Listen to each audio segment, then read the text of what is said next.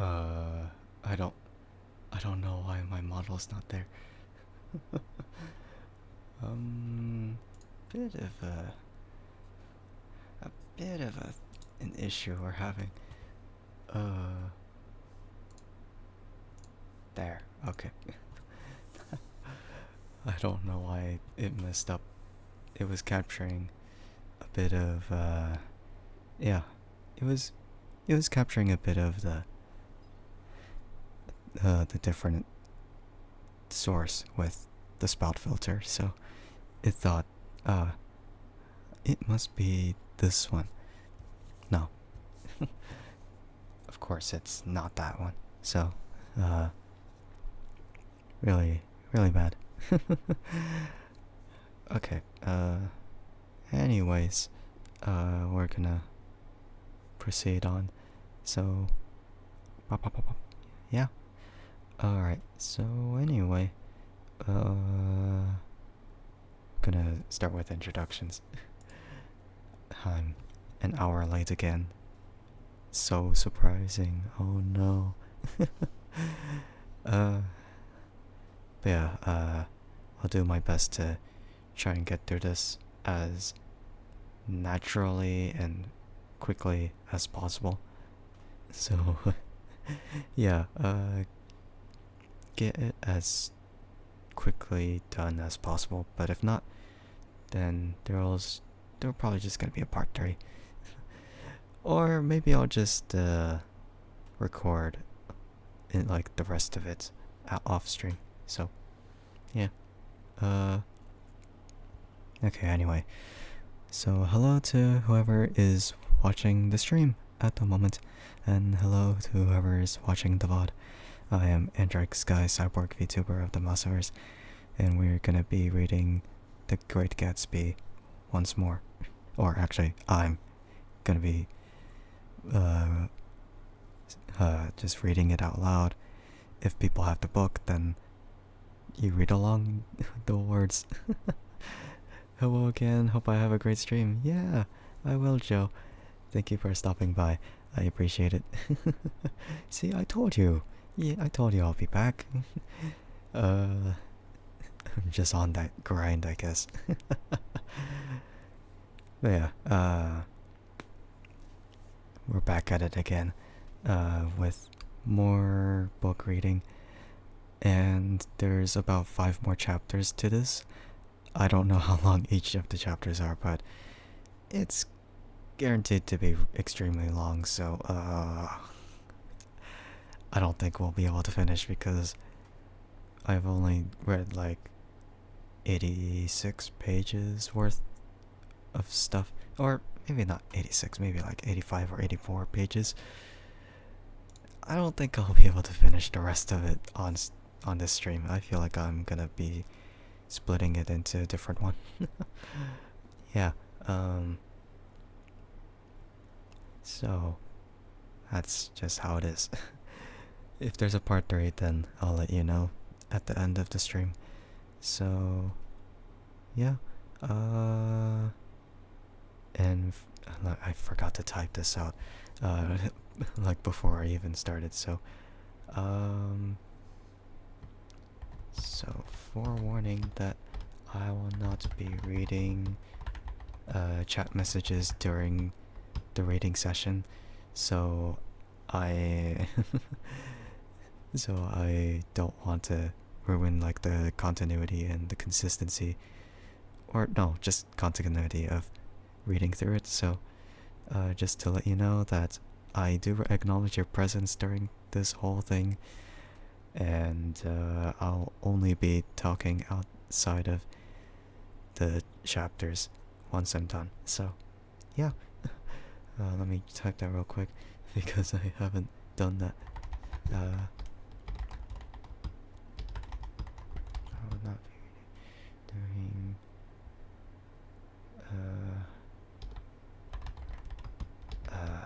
wait, no, I messed that up.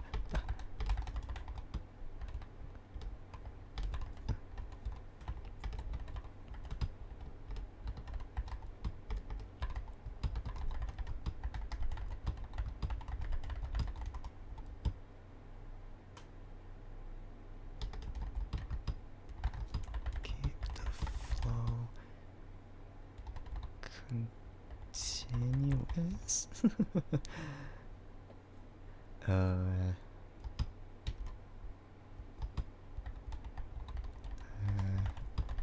Okay, so I acknowledge your presence even during these times. And if you decide to stay or stop, I will.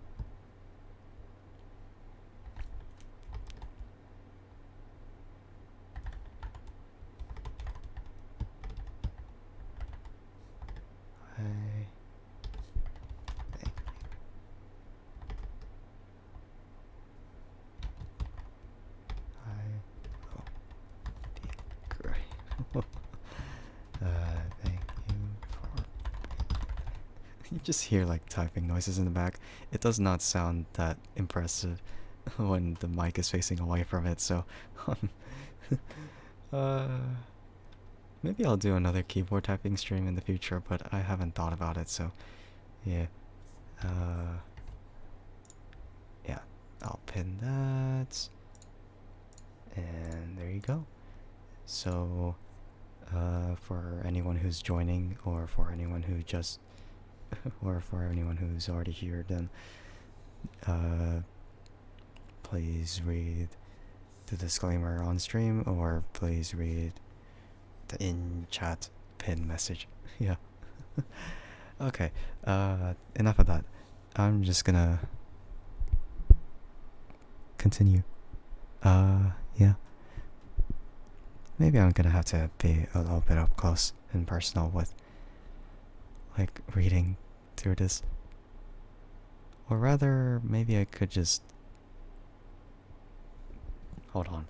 Maybe instead of putting it on the stand, maybe I'll just hold it like an actual mic. Alright, hold on. Let me mute.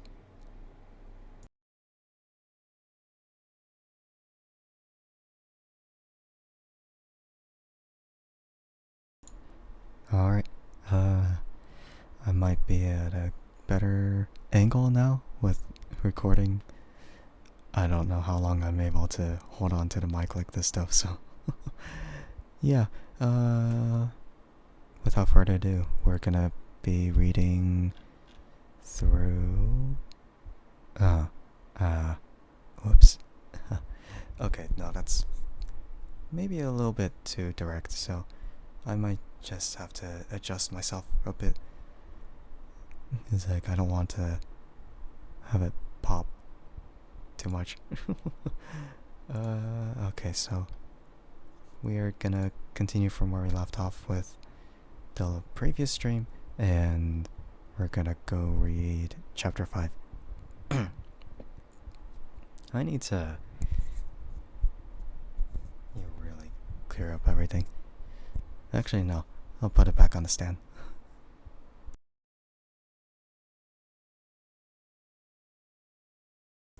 I thought about having it on, like, just holding it, so then I could be a little bit, like, so it could capture it a bit better, but no, never mind.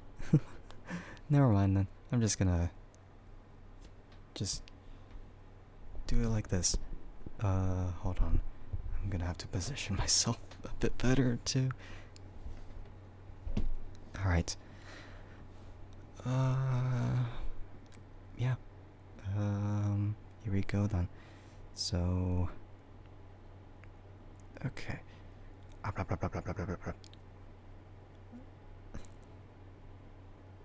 Let's go into this again. Right. Trying to find like the perfect timing. I don't think there really is a perfect time though, so it's just a lot of messing around. Okay. Chapter 5. When I came home to Westlake that night, I was afraid for a moment that my house was on fire. 2 o'clock, and the whole corner of the peninsula was blazing with light, which fell unreal on the shrubbery, and made thin, elongating glints upon the roadside wires. Turning a corner, I saw that it was Gatsby's house, lit from tower to cellar.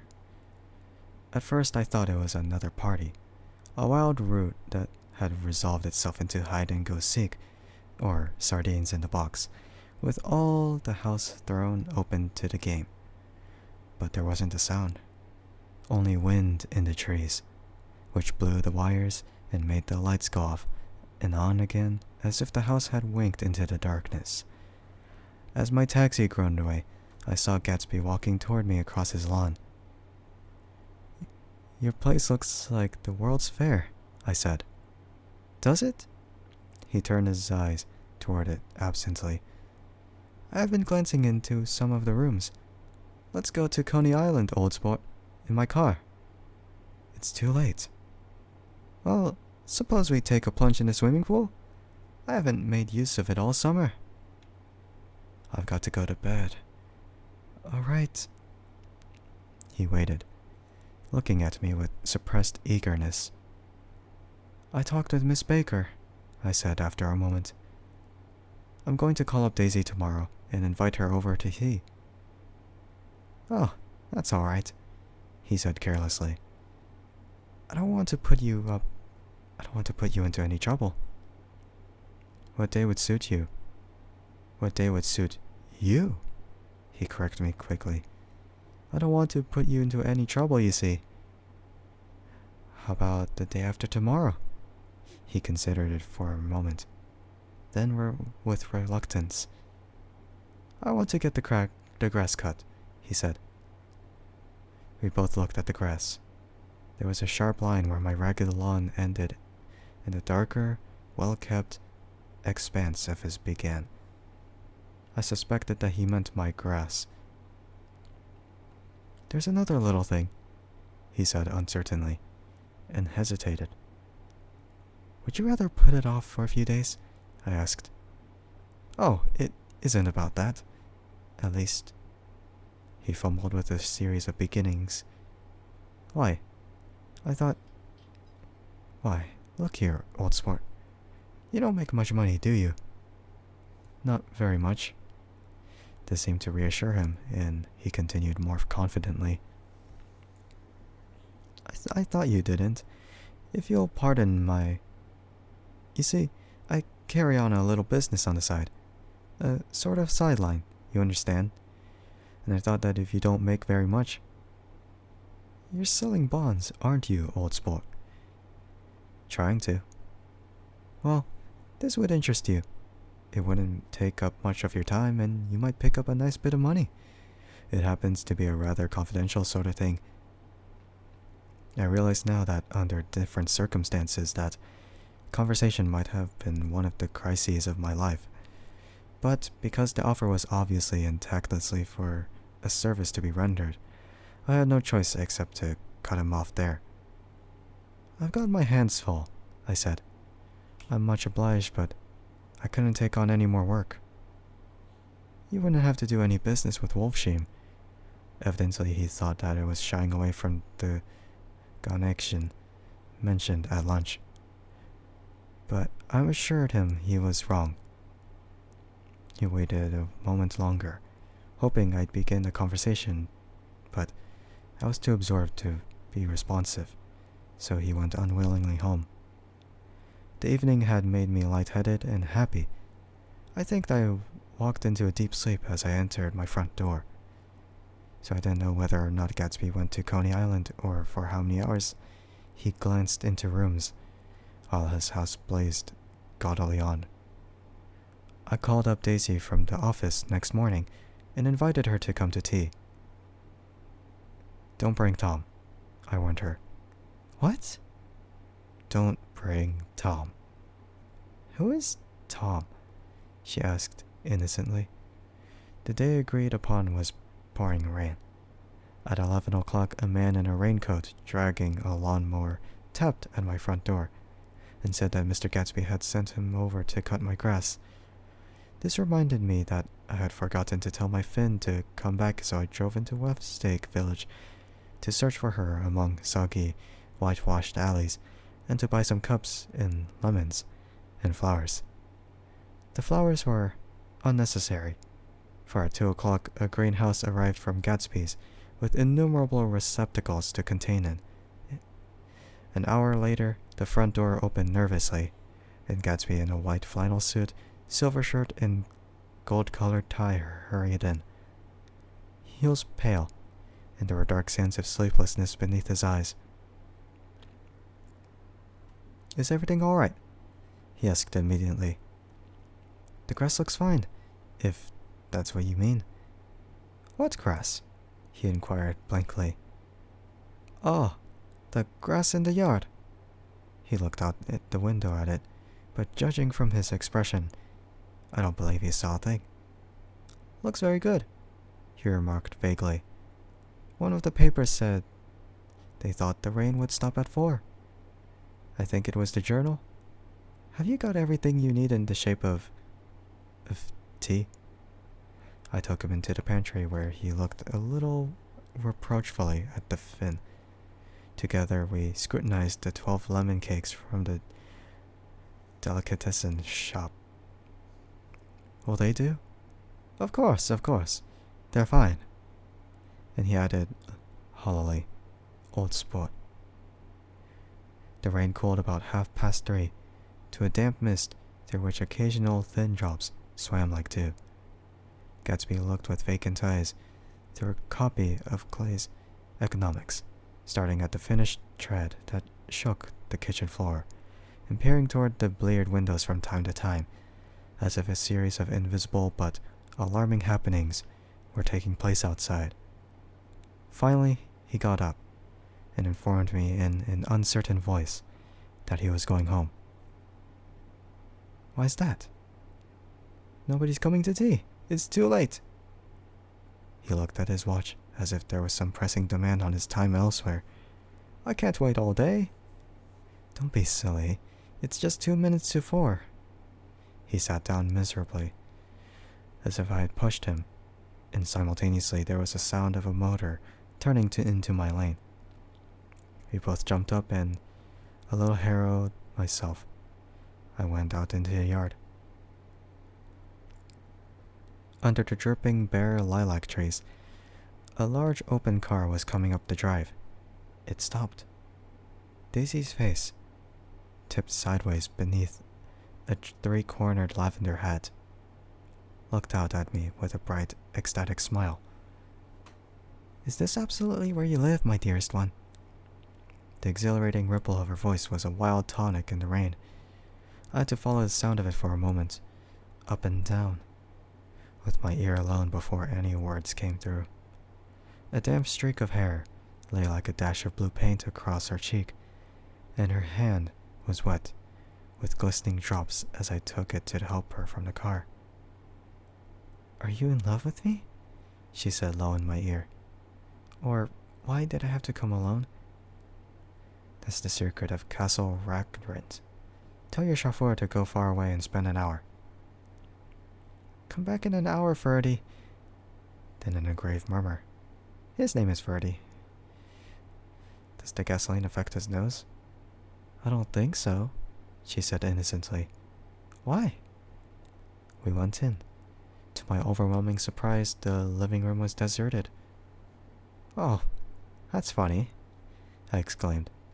"What's funny?" She turned her head as there was a light, dignified knocking at the front door. I went out and opened it. Gatsby, pale as death, with his hands plunged like weights in his coat pockets, was standing in a puddle of water, glaring tragically into my eyes. With his hands still in his coat pockets, he stalked by me into the hall, turned sharply as he were on a wire, and disappeared into the living room. It wasn't a bit funny. Aware of the loud beating of my own heart, I pulled the door to against that increasing rain.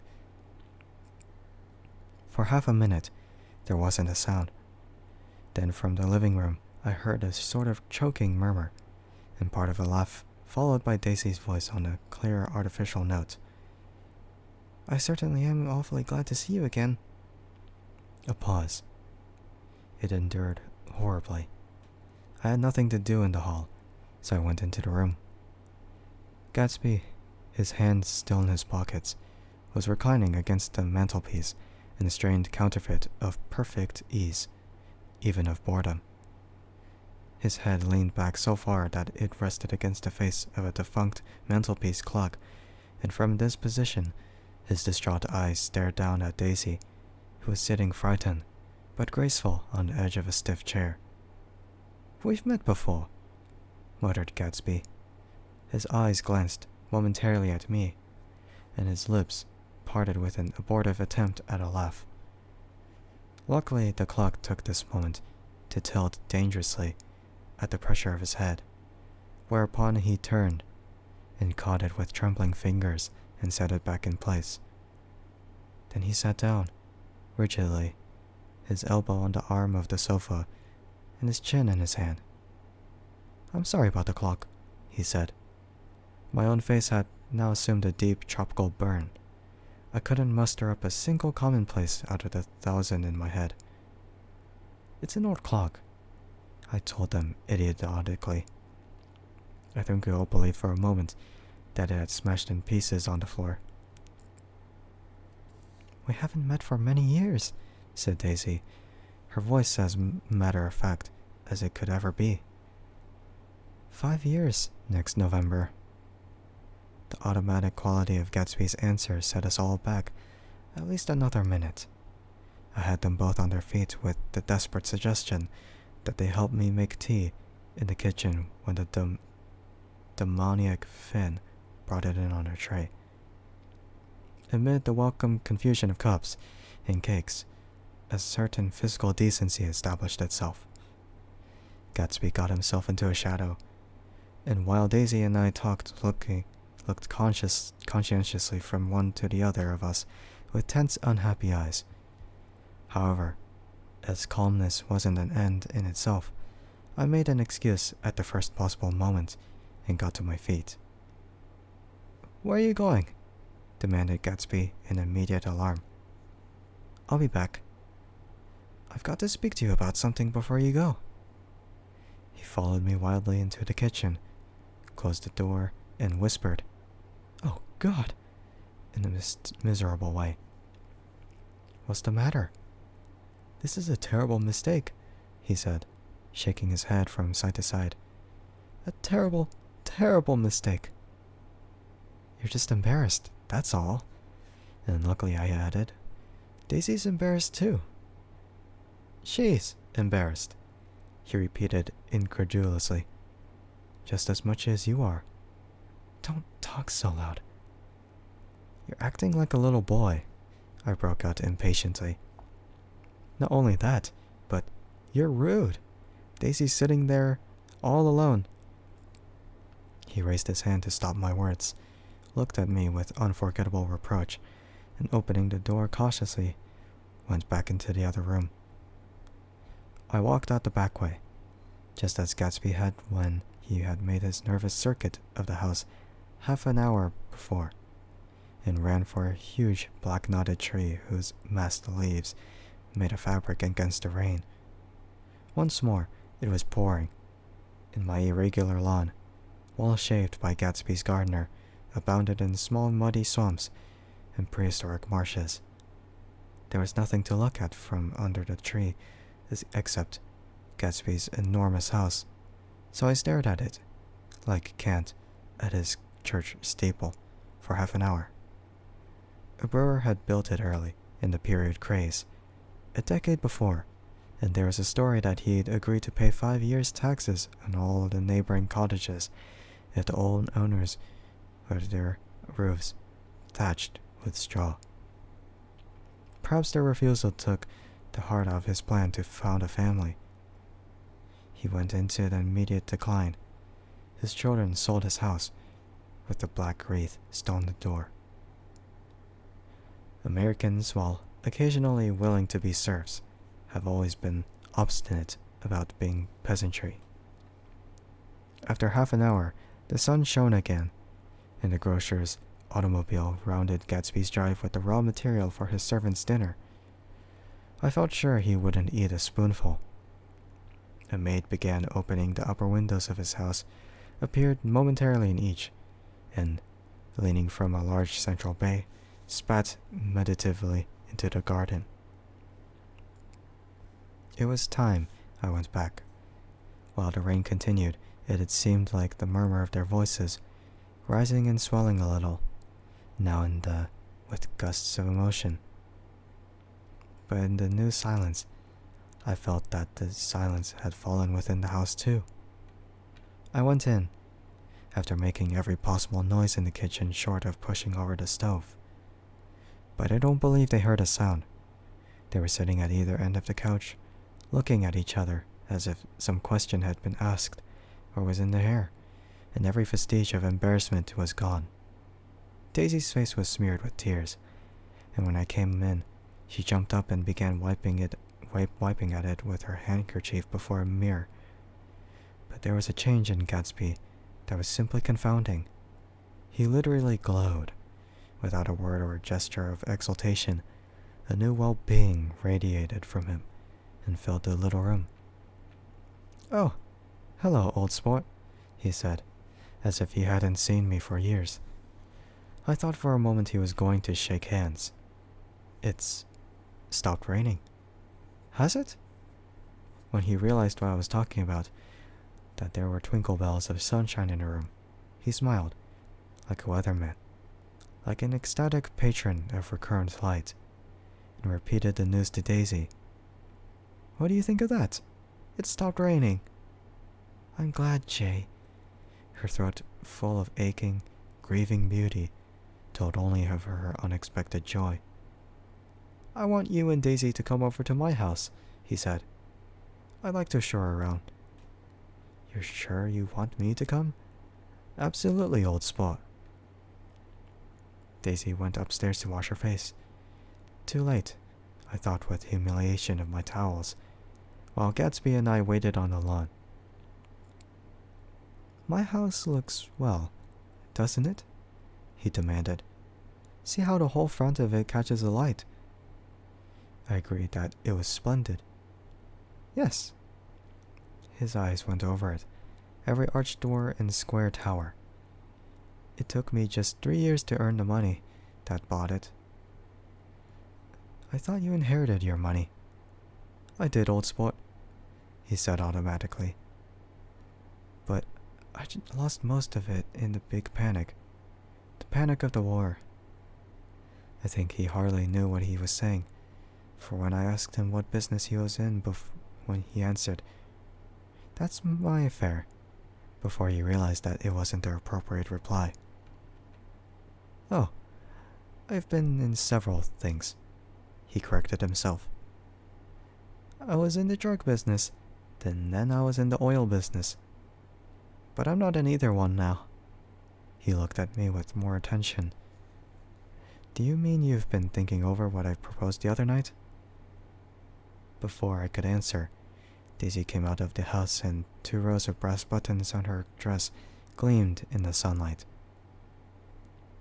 "That huge place there?" she cried, pointing.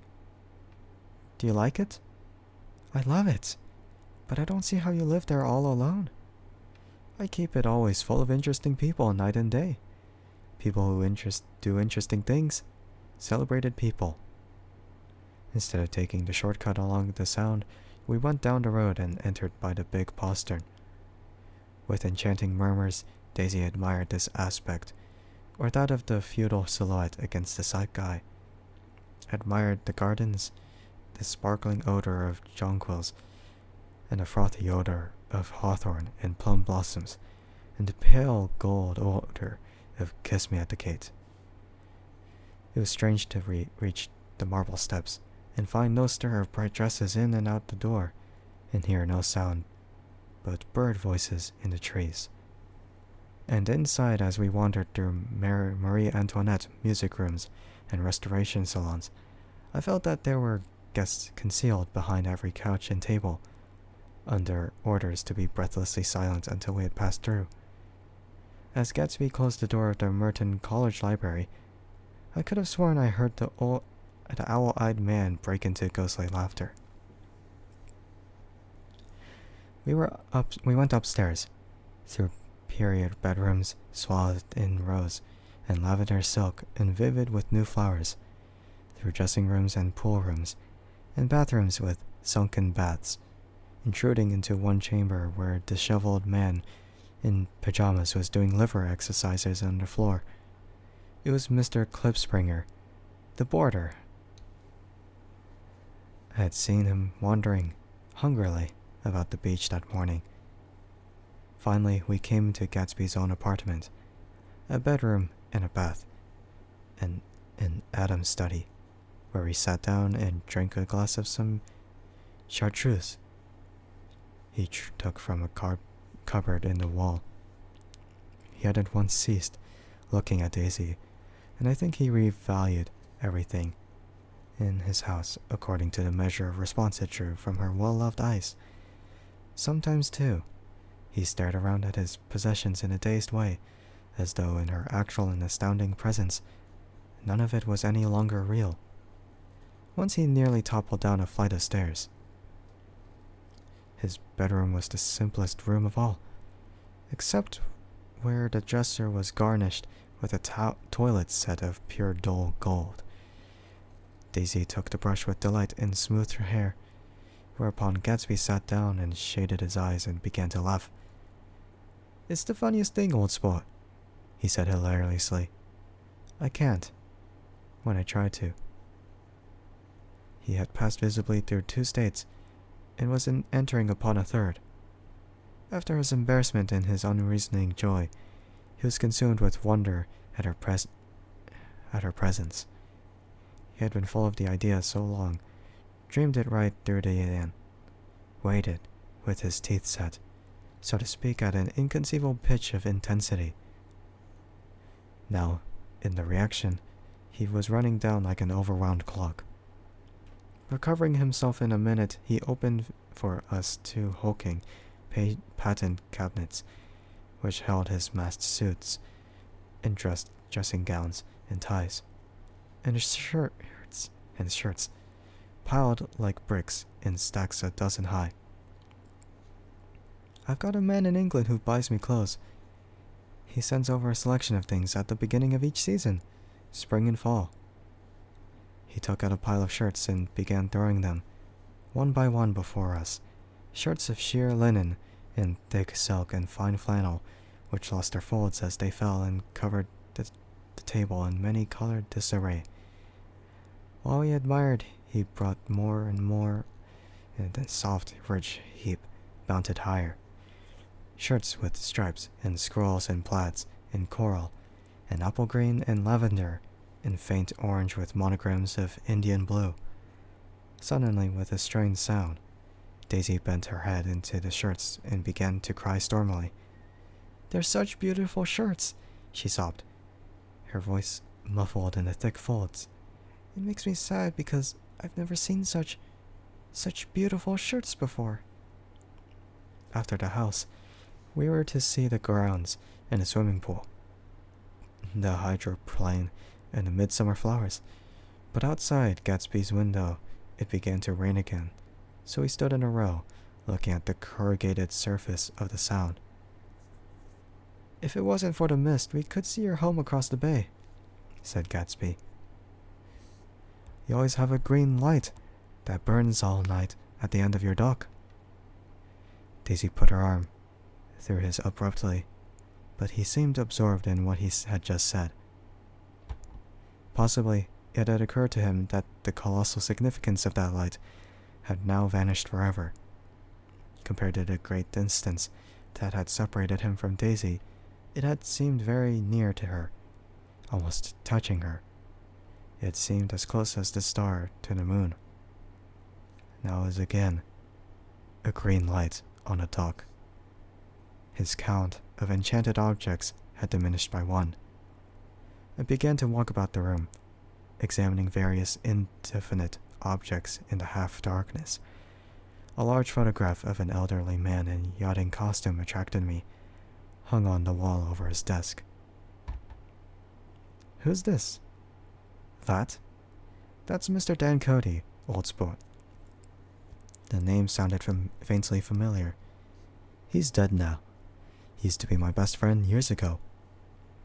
There was a small picture of Gatsby, also in yachting costume, under bureau.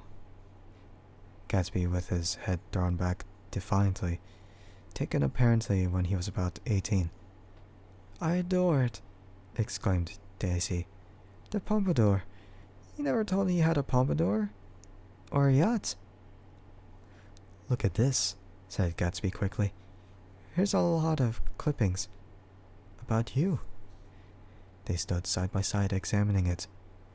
I was going to ask to see the rubies when the phone rang, and Gatsby took up the receiver. "Yes." "Well, I can't talk now. I can't talk now, old sport. I said a small town. He must know what a small town is." "Well, he's no use to us if Detroit is his idea of a small town." He rang off. "Come here, quick!" cried Daisy at the window. The rain was still falling, but the darkness had parted in the west, and there was a pink and golden billow of foamy clouds above the sea. "Look at that," she whispered, and then after a moment, "I like to just get one of those pink clouds and put you in it and push you around." I tried to go then, but they wouldn't hear of it. Perhaps my presence made them feel more satisfactorily alone. "I know what we'll do," said Gatsby. "We'll have Clipspringer play the piano." He went out of the room calling, "Ewing!" and returned in a few minutes, accompanied by an embarrassed, slightly worn young man with shell-rimmed glasses and scanty blonde hair. He was now decently clothed in a sport shirt, open at the neck, sneakers and duck trousers of a nebulous hue. "Did we interrupt your exercises?" inquired Daisy politely. "I was asleep," cried Mr. Clipspringer, in a spasm of embarrassment. "That is, I'd been asleep. Then I got up." "Clipspringer plays the piano," said Gatsby, cutting him off. "Don't you, Ewing, old sport?" "I don't play well. I hardly play at all. I'm all out of practice." "We'll go downstairs," interrupted Gatsby. He flipped a switch. The gray windows disappeared as the house glowed full of light. In the music room, Gatsby turned on a solitary lamp beside the piano. He lit Daisy's cigarette from a trembling match and sat down with her on a couch far across the room, where there was no light save what the gleaming floor bounced in from the hall. When Clipspringer had played "The Love Nest," he turned around on the bench and searched unhappily for Gatsby in the gloom. "I'm all out of practice, you see." "I told you I couldn't play. I'm all out of Don't talk so much, old sport," commanded Gatsby. "Play." "In the morning, in the evening, ain't we got fun?" Outside the wind was loud, and there was a faint flow of thunder along the sound. All the lights were going in West Egg now. The electric trains, men carrying, were plunging home through the rain from New York. It was the hour of a profound human change, and excitement was generating on the air. One thing's sure, and nothing's surer. The rich get richer, and the poor get children. In the meantime, in between time. As I went over to say goodbye, I saw that the expression of bewilderment had come back into Gatsby's face, as though a faint doubt had occurred to him as to the quality of his present happiness. Almost 5 years! There must have been moments even that afternoon when Daisy tumbled short of his dreams. Not through her own fault, but because of the colossal vitality of his illusion. It had gone beyond her, beyond everything. He had thrown himself into it with a creative passion, adding to it all the time, decking it out with every bright feather that drifted his way. No amount of fire or freshness can challenge what a man will store up in his ghostly heart. As I watched him, he adjusted himself a little, visibly. His hand took hold of hers, and as she said something low in his ear, he turned toward her with a rush of emotion. I think that voice held him most with its fluctuating, feverish warmth, because it couldn't be overdreamed. That voice was a deathless song. They had forgotten me. But Daisy glanced up and held out her hand. Gatsby didn't know me now at all. I looked once more at them, and they looked back at me, remotely, possessed by intense life. Then I went out of the room and down the marble steps into the rain, leaving them there together. Crap. I cracked up towards the end. Not in the laughing sense, but unintentionally. Crap. Okay, well, awkward. Possessed.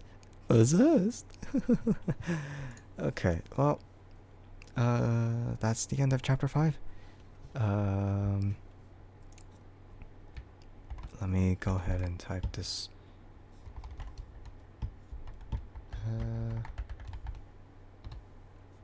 Yeah.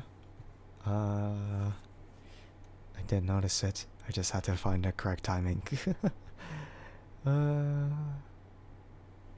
Alright. I'm just gonna drink water. Gonna drink water real quick. So, I don't know how long chapter 6 is.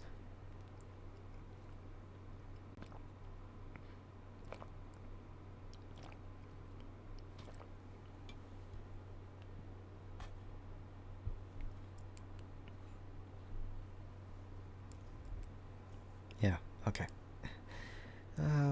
Right.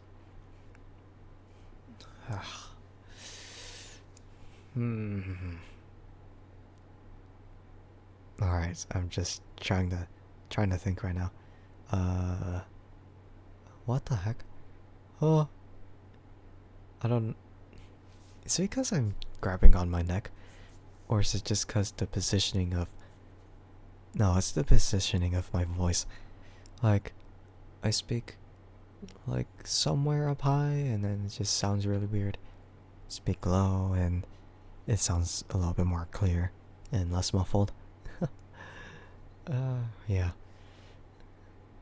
All that.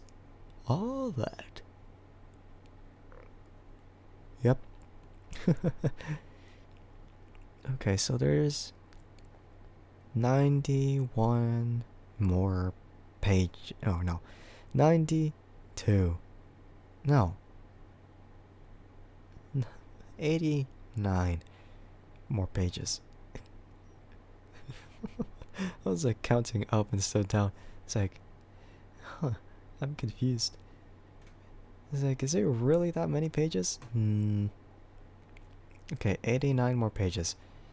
I feel like I can still do it if I keep up the consistency. Yeah.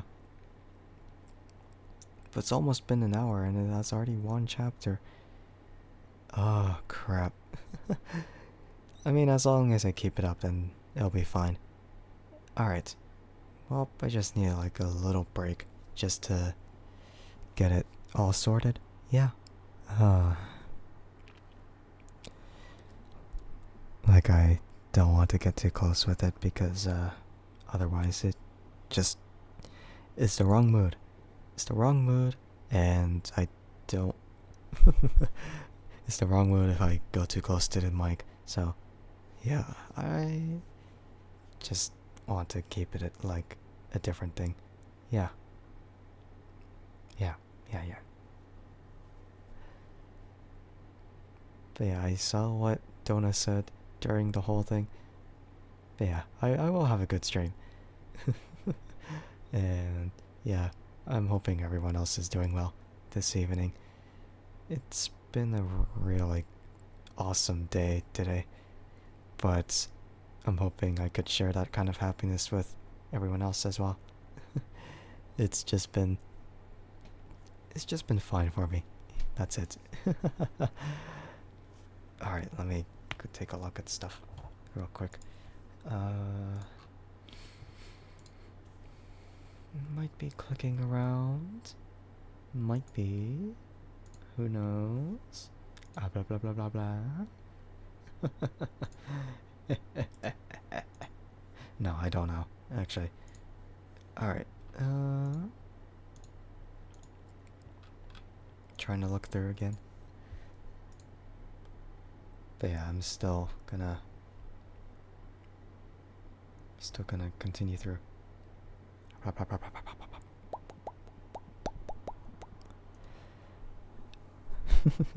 It's like, where's the ASMR? Where is it? Where? This is not ASMR section. But it's only like one. It's only one of the. It's only one mic, so I can't do binaural this time. I could fake it by sliding the slider left and right, but I suppose that doesn't count. I mean, I could do it right now. I mean, look at this. Just, oh wait, I can't do it? Why not? I guess I underestimated the power of it. Crap. Well, it's not happening then. I mean, I thought it was able to, but not anymore. I guess when it comes to like audio sources, then you can't do that. Crap. Well, whatever. I don't care. I mean, if I brought the second mic out, then it wouldn't make sense for this kind of stream, so yeah. Let me go ahead and check something real quick.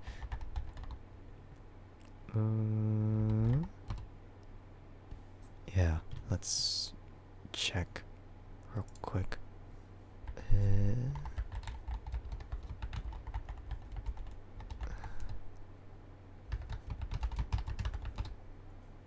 Ah, come on. Why did it?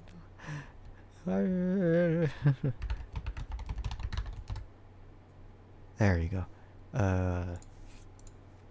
Let's see. Let's see here. I'll think about it later. I'll think about it later. There's no thinking about any of it. Or at least right now. Wait, is it better if I pick this? It's like a little bit. Huh. It might work, but I can't say if it will. I don't know which one is more reliable. Oh no.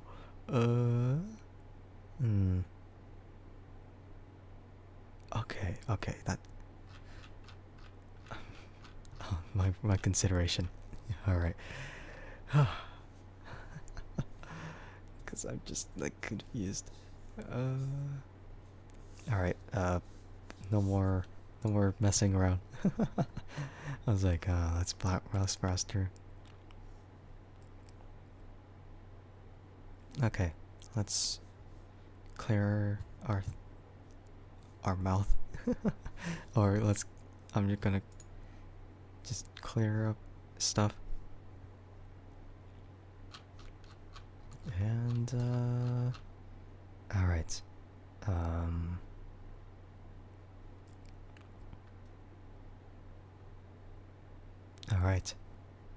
Alright.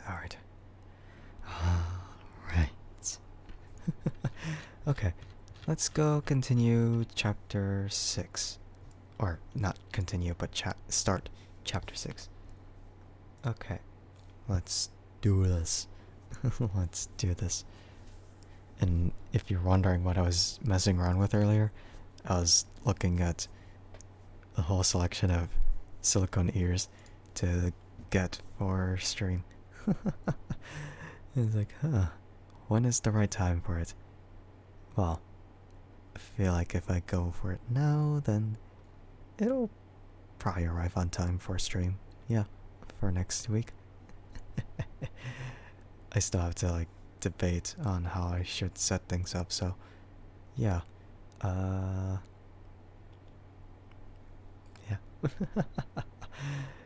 Alright, let's hope that it's to expectations when it arrives then. Okay, enough of that. We'll go on with chapter 6. Alright.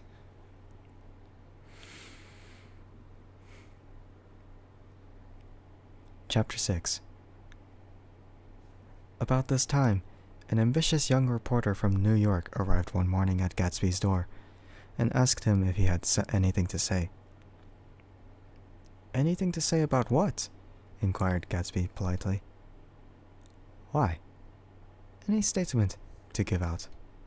It transpired after a confused 5 minutes that the man had heard Gatsby's name around his office in a connection which he either wouldn't reveal or didn't fully understand. This was his day off, and with a laudable initiative, he had hurried out to see. It was a random shot, and yet the reporter's instinct was right. Gatsby's notoriety spread about by the hundreds who had accepted his hospitality and so become authorities on his past, had increased all summer until he fell just short of being news. Contemporary legends such as the underground pipeline to Canada attached themselves to him, and there was one persistent story that he didn't live in a house at all, but in a boat that looked like a house and was moved secretly up and down the Long Island shore. Just why these inventions were a source of satisfaction to James Gatz of North Dakota isn't easy to say. James Gatz. That was really, or at least legally, his name. He had changed it at the age of 17, and at the specific moment that witnessed the beginning of his career. When he saw Dan Cody's yacht drop anchor over the most insidious flat on Lake Superior. It was James Gatz, who had been loafing along the beach that afternoon in a torn green jersey and a pair of canvas pants. But it was already Jay Gatsby, who borrowed a rowboat, pulled out to the Tuolumne, and informed Cody that a wind might catch him and break him up in half an hour. I suppose he'd had the name ready for a long time, even then. His parents were shiftless and unsuccessful farm people. His imagination had never really accepted them as his parents at all. The truth was that Jay Gatsby of West Egg, Long Island, sprang from his platonic conception of himself. He was a son of God, a phrase of which, if it means anything, means just that, and he must be about his father's business, the service of a vast, vulgar, and meretricious beauty. So he invented just the sort of Jay Gatsby that a 17-year-old boy would be likely to invent. And to this conception he was faithful to the end. For over a year he had been beating his way along the south shore of Lake Superior as a clam digger and salmon fisher, or in any other capacity that brought him food and bed. His brown hardening body lived naturally through the half-fierce, half-lazy work of the bracing days. He knew women early, and since they spoiled him, he became contemptuous of them, of young virgins because they were ignorant, of the others because they were hysterical about things, which in his overwhelming self-absorption he took for granted. But his heart was in a constant, turbulent riot. The most grotesque and fantastic conceits haunted him in his bed at night. A universe of ineffable gaudiness spun itself out in his brain, while the clock ticked on the washstand, and the moon soaked with wet light his tangled clothes upon the floor. Each night he added to the pattern of his fancies, until drowsiness closed down upon some vivid scene with an oblivious embrace. For a while these reveries provided an outlet for his imagination. They were a satisfactory hint of the unreality of reality, a promise that the rock of the world was founded securely on a fairy's wing.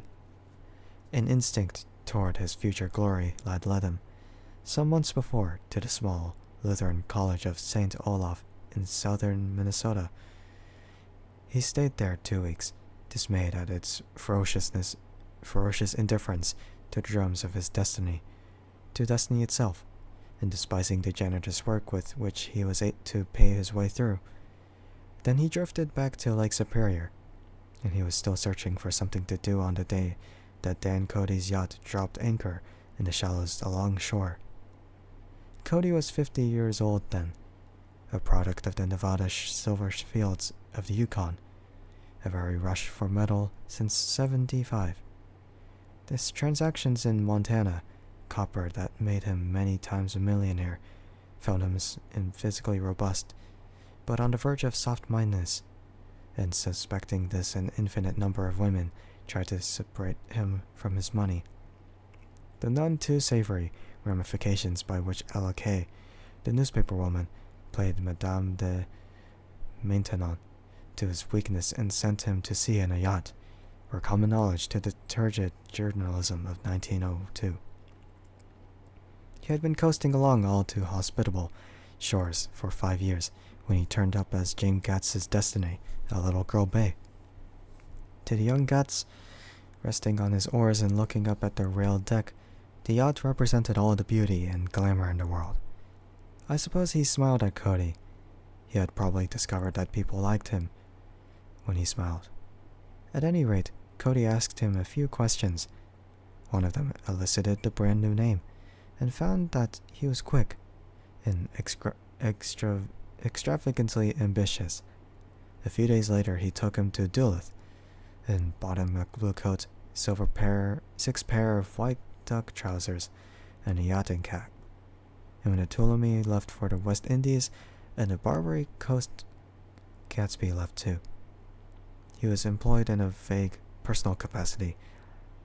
While he remained with Cody, he was in turn steward, mate, skipper, secretary, and even jailer, for Dan Cody sober knew what lavish doings Dan Cody drunk might soon be about, and he provided for such contingencies by reposing more and more trust in Gatsby.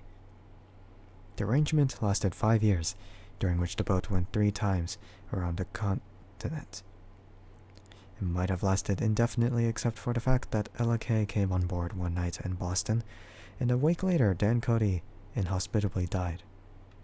I remember the portrait of him up in the Gatsby's bedroom, a gray, florid man with a hard, empty face, the pioneer debauchee who during one phase of American life brought back to the eastern seaboard the savage violence of the frontier brothel and saloon. It was indirectly due to Cody that Gatsby drank so little. Sometimes, in the course of gay parties, women used to rub champagne into his hair. For himself, he formed the habit of letting liquor alone. And it was from Cody that he inherited money, a legacy of $25,000. He didn't get it. He never understood the legal device that was used against him. But what remained of the millions went intact to Ella Kay. He was left with his singularly appropriate education. The vague contour of J. Gatsby had filled out to the substantiality of a man. He told me all this very much later, but I've put it down here with the idea of exploding those first wild rumors about his antecedents, which weren't even faintly true. Moreover, he told it to me at a time of confusion, when I had reached the point of believing everything and nothing about him. So I take advantage of this short halt, while Gatsby, so to speak, caught his breath, to clear a set of misconceptions away. It was a halt, too, in my association with his affairs. For several weeks I didn't see him, or hear his voice on the phone. Mostly I was in New York, trotting around with Jordan, and trying to ingratiate myself with her senile aunt, but finally I went over to his house one Sunday afternoon. I hadn't been there 2 minutes when somebody brought Tom Buchanan in for a drink. I was startled, naturally. But the really surprising thing was that it hadn't happened before. They were a party of 3, on horseback. Tom and a man named Sloane, and a pretty woman in a brown riding habit who had been there previously. "I'm delighted to see you," said Gatsby, standing on his porch. "I'm delighted you have dropped in." "As though they cared." "Sit right down. Have a cigarette or a cigar." He walked around the room quickly, ringing bells. "I'll have something to drink for you in just a minute." He was profoundly affected by the fact that Tom was there, but he would be uneasy anyhow until he had given them something, realizing in a vague way that that was all they came for. Mr. Sloane wanted nothing. A lemonade? No thanks. A little champagne?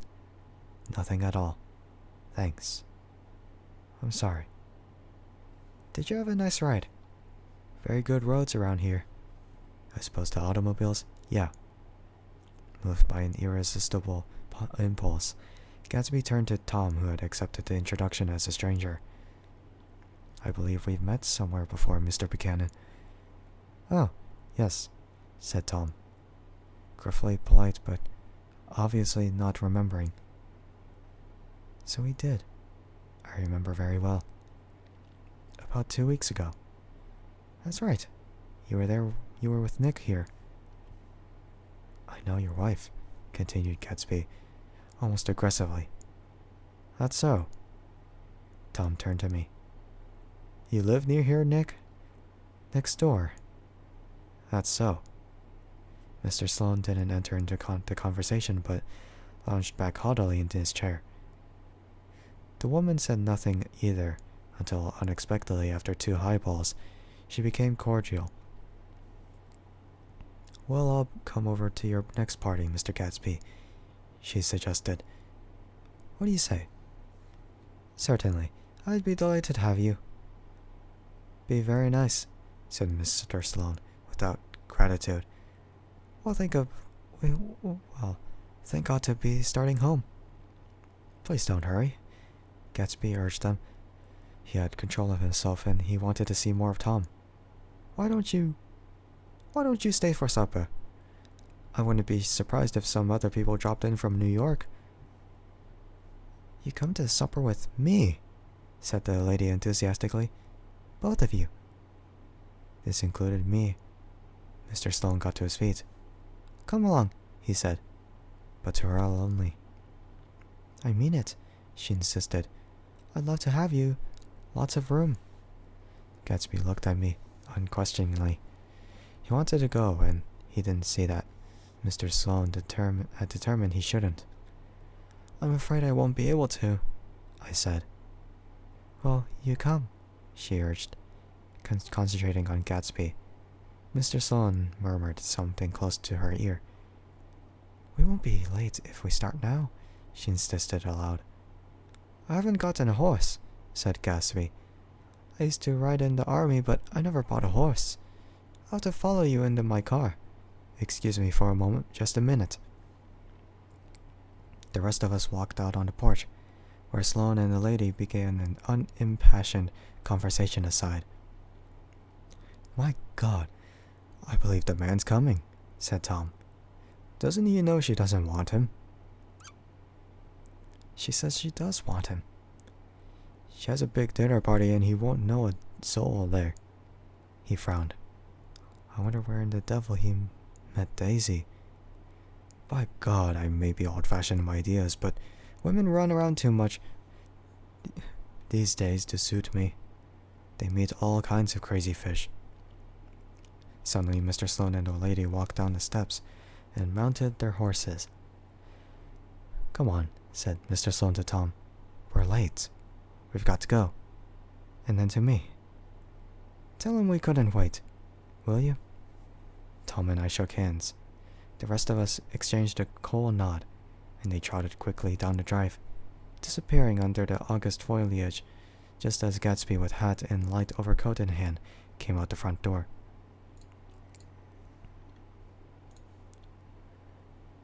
Tom was evidently perturbed at Daisy's running around alone, for on the following Saturday night he came with her to Gatsby's party. Perhaps his presence gave the evening its peculiar quality of oppressiveness.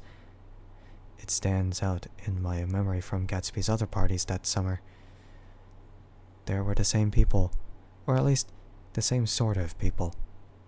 The same profusion of champagne, the same many-colored, many-keyed commotion, but I felt an unpleasantness in the air, a pervading harshness that hadn't been there before.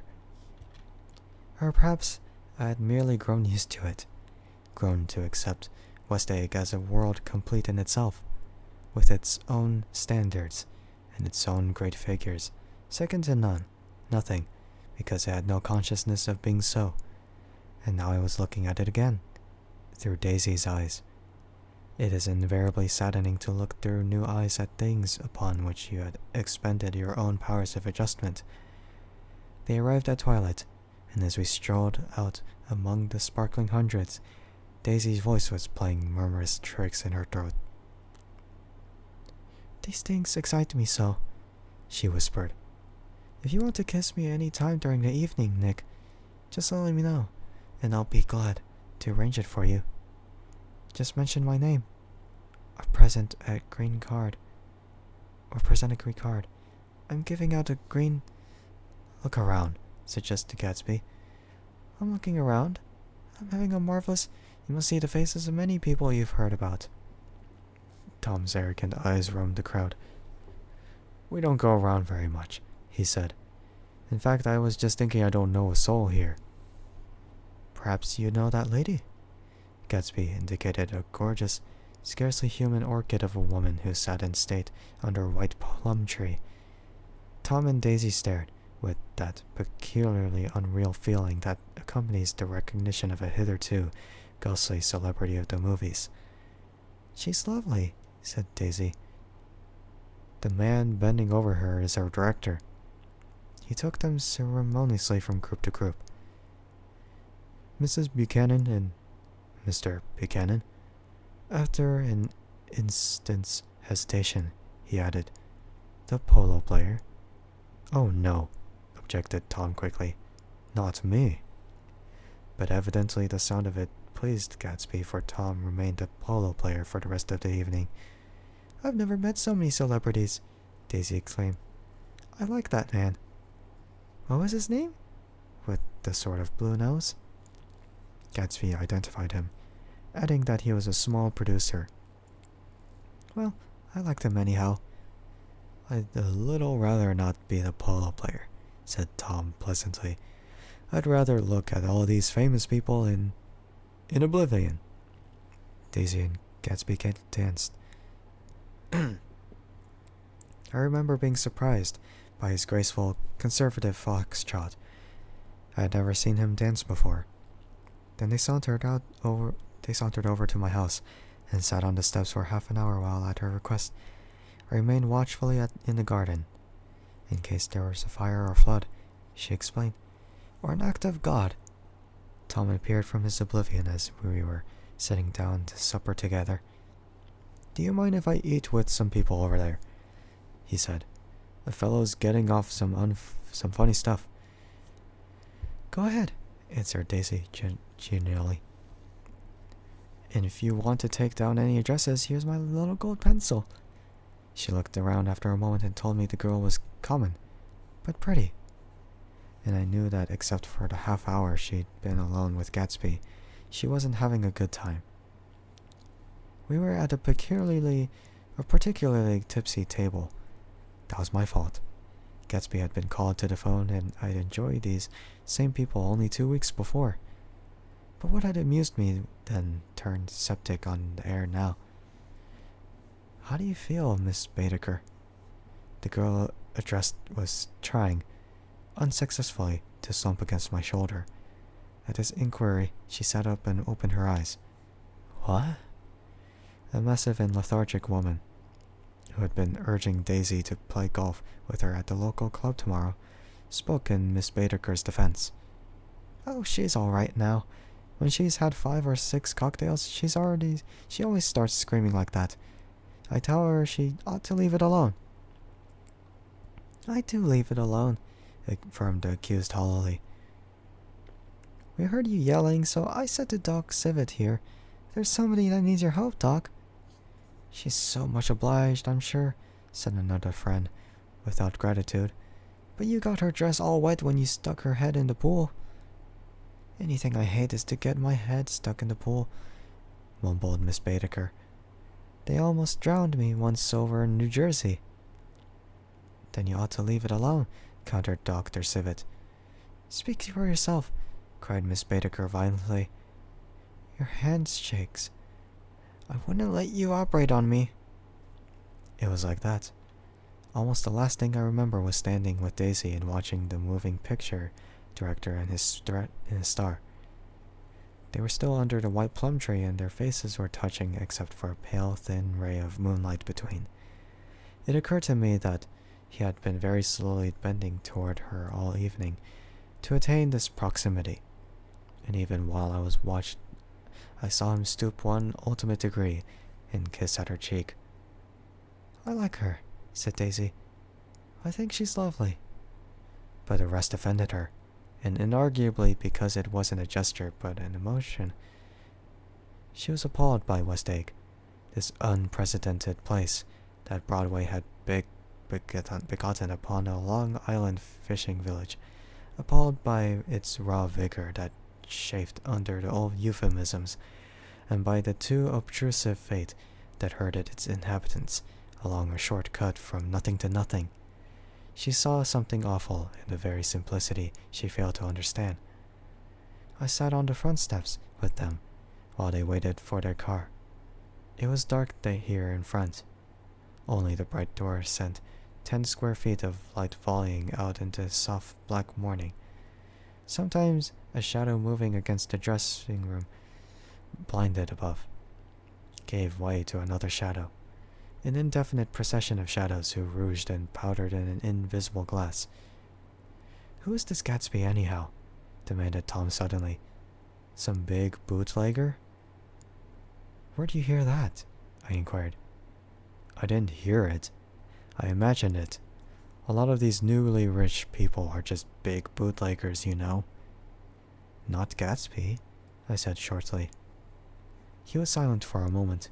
The pebbles of the drive crunched under his feet. Well, he certainly must have strained himself to get this menagerie together. The breeze stirred that gray haze of Daisy's fur collar. At least there's more interesting than the people we know, she said with an effort. You didn't look so interested. Well, I was. Tom laughed and turned to me. Did you notice Daisy's face when that girl asked her to put her under a cold shower? Daisy began to sing with the music in a husky, rhythmic whisper, bringing out a meaning in each word that it had never had before, and would never have again. When the melody rose, her voice broke up sweetly, following it in a way contralto voices have, and each change tipped out a little of her warm human magic upon the air. Lots of people come who hadn't been invited, she said suddenly. The girl hadn't been invited. They simply forced their way in and he's too polite to object. I'd like to know who he is and what he does, insisted Tom. And I think I'll make a point of finding out. I can tell you right now, she answered. He owned some drugstores. A lot of drugstores. He built them up himself. The dilatory limousine came rolling up the drive. Good night, Nick, said Daisy. Her glance left me and sought the lighted top of the steps where, 3 o'clock in the morning, a neat, sad little waltz of that year was drifting out the open door. After all, in the very casualness of Gatsby's party, there were romantic possibilities totally absent from her world. What was it up there in the song that seemed to be calling her back inside? What would happen now in the dim, incalculable hours? Perhaps some unbelievable guest would arrive, a person infinitely rare, and to be marveled at, some authentically radiant young girl who with one fresh glance at Gatsby, one moment of magical encounter, would blot out those 5 years of unwavering devotion. I stayed late that night. Gatsby asked me to wait out until he was free, and I lingered in the garden until the inevitable swimming party had run up, chilled and exalted, from the black beach, until the lights were extinguished in the guest rooms overhead. When he came down the steps at last, the tanned skin was drawn unusually tight on his face, and his eyes were bright and tired. "She didn't like it," he said immediately. "Of course she did." "She didn't like it," he insisted. "She didn't have a good time." He was silent, and I guess that is unutterable depression. "I feel far away from her," he said. "It's too hard to make her understand." "You mean about the dance?" "The dance?" He dismissed all the dances he had given with a snap of his fingers. "Old sport, the dance is unimportant." He wanted nothing less of Daisy than that she should go to Tom and say, "I never loved you." After she had obliterated 3 years with that sentence, they could decide upon the more practical measures to be taken. One of them was that, after she was free, they were to go back to Louisville and be married from her house, just as if it were 5 years ago. "She doesn't understand," he said. "She used to be able to understand. We'd sit for hours." He broke off and began to walk up and down a desolate path of fruit rinds and discarded favors and crushed flowers. "I wouldn't ask too much of her," I ventured. "You can't repeat the past." "Can't repeat the past?" he cried incredulously. "Why, of course you can." He looked around him wildly, as if the past were lurking here in the shadow of his house, just out of reach of his hand.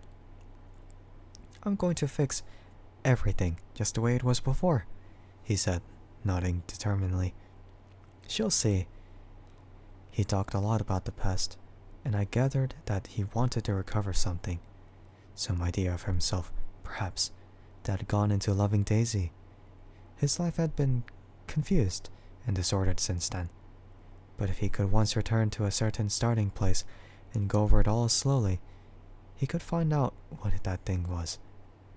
One autumn night, 5 years before, they had been walking down the street when the leaves were falling, and they came to a place where there were no trees, and the sidewalk was white with moonlight. They stopped here and turned toward each other. Now it was a cool night, with that mysterious excitement in it which comes at 2 changes of the year. The quiet lights in the houses were humming out in the darkness, and there was a stir and bustle among the stars. Out of the corner of his eye, Gatsby saw that the blocks of the sidewalk really formed a ladder, and mounted to a secret place above the trees. He could climb to it, if he climbed alone, and once there he could suck on the pap of life, gulp down the incomparable milk of wonder. His heart beat faster and faster as Daisy's white face came up to his own.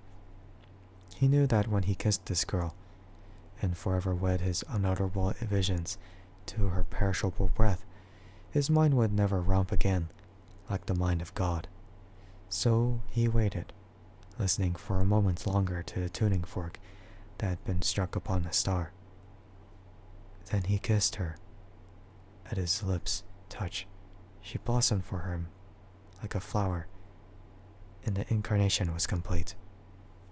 Through all he said, even through his appalling sentimentality, I was reminded of something, an elusive rhythm, a fragment of lost words that I had heard somewhere a long time ago. For a moment a phrase tried to take shape in my mouth, and my lips parted like a dumb man's, as though there was more struggling upon them than a wisp of startled air. But they made no sound, and what I had almost remembered was uncommunicable forever. That's the end of chapter 6. I was about to say 7, but we're not there yet. That was a bit shorter of a chapter, actually. That was took like half an hour long. Yeah, then that's pretty funny.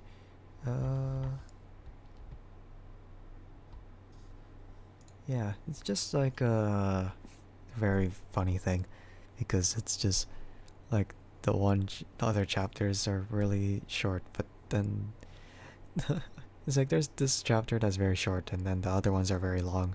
It's like, huh? How am I supposed to keep up with that? I don't know. It's just very funny. It's just very funny to me when it happens like that. Crap. I really don't know at this point. Who really knows? I don't. Oh well. I need to drink water again. I'm starting to feel the pain, the pain in my neck, I guess. Well, my neck? More like my throat. It's kind of getting a bit strained, but eh.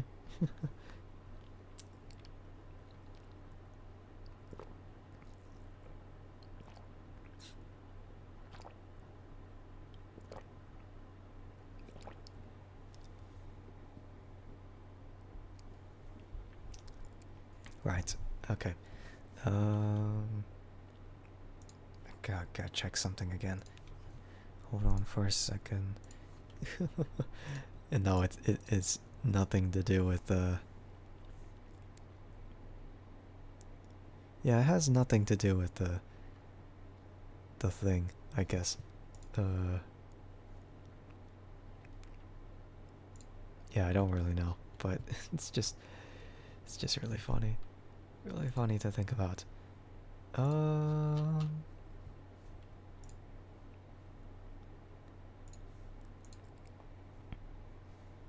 Yeah, I suppose it doesn't really matter too much. Yeah, I saw Mazda earlier, as well as A6 come in. But yeah, if anyone's here to just rest up, then feel free to, because it's basically that kind of stream, to just rest up and do whatever you must. Yeah. So don't mind me. Yeah, don't mind me. I'm just doing whatever. Yeah. Oh my god. Alright.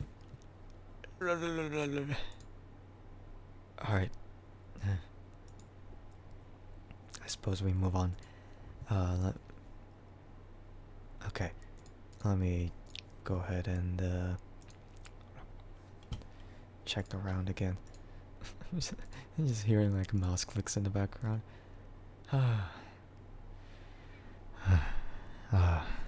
Like, I am so exhausted.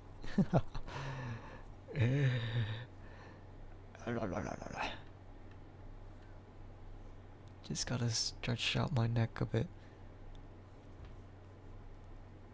Like it's clearly seen.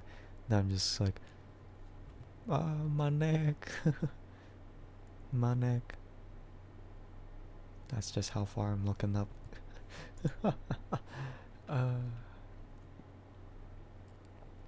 Yeah, I'm just here, I guess.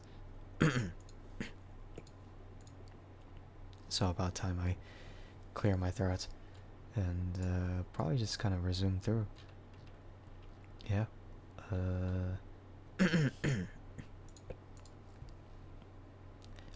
Why is it like this? Why is it like this?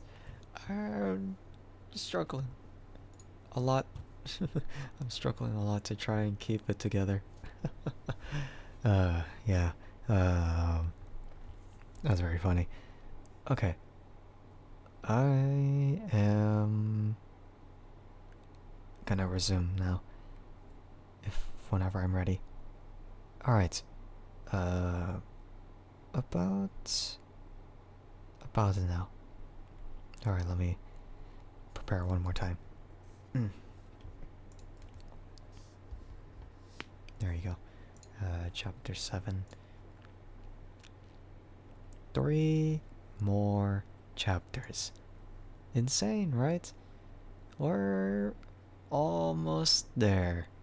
We're kind of like 2/3 finished right now. So, I don't know if I'm gonna be able to finish it up.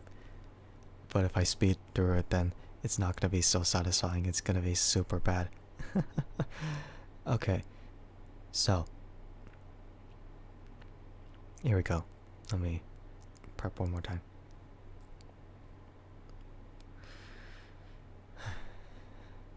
Okay, yeah. Okay, yeah. Chapter 7. It was when curiosity about Gatsby was at its highest that the lights in his house failed to go on one Saturday night. And, as obscurely as it had begun, his career at Trimalchio was over. Only gradually did I become aware that the automobiles which turned expectantly into his drive stayed for just a minute, and then drove sulkily away. Wondering if he were sick, I went over to find out. An unfamiliar butler with a villainous face squinted at me suspiciously from the door. "Is Mr. Gatsby sick?" "Nope." After a pause, he added, "Sir," in a dilatory, grudging way. I hadn't seen him around, and I was rather worried. "Tell him Mr. Carroway came over." "Who?" he demanded rudely. "Carroway." "Carroway. All right, I'll tell him." Abruptly, he slammed the door. My friend informed me that Gatsby had dismissed every servant in his house a week ago, and replaced them with half a dozen others who never went into West Egg Village to be bribed by the tradesmen, but ordered moderate supplies over the telephone. The grocery boy reported that the kitchen looked like a pigsty, and the general opinion in the village was that the new people weren't servants at all. Next day, Gatsby called me on the phone. "Going away?" I inquired. "No, old sport. I hear you fired all your servants." "I wanted somebody who wouldn't gossip. Daisy comes over quite often. In the afternoons." So the whole caravanserai had fallen like a cart house at the disapproval in her eyes. "There are some people Wolfsham wanted to do something for. They're all brothers and sisters. They used to run a small hotel." "I see." He was calling up at Daisy's request. Would I come to lunch at her house tomorrow? Miss Baker would be there. Half an hour later, Daisy herself telephoned and seemed relieved to find that I was coming. Something was up. And yet, I couldn't believe that they would choose this occasion for a scene. Especially for the rather harrowing scene that Gatsby had outlined in the garden. The next day was broiling, almost the last, certainly the warmest of the summer.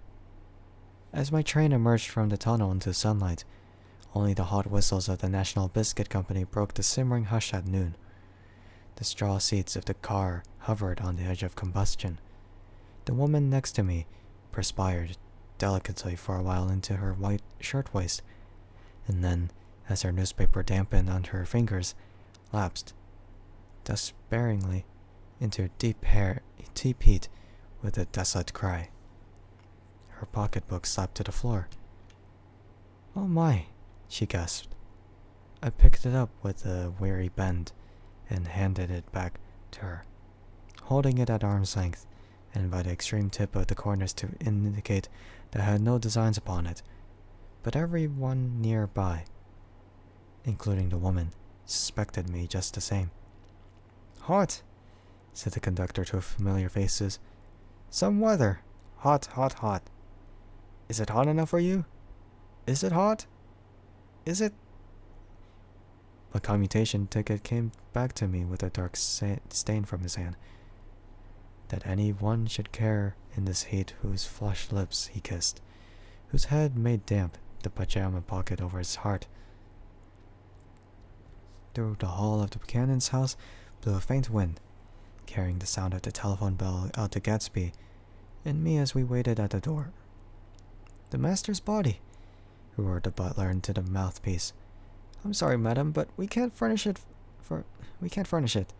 It's far too hot to touch this noon."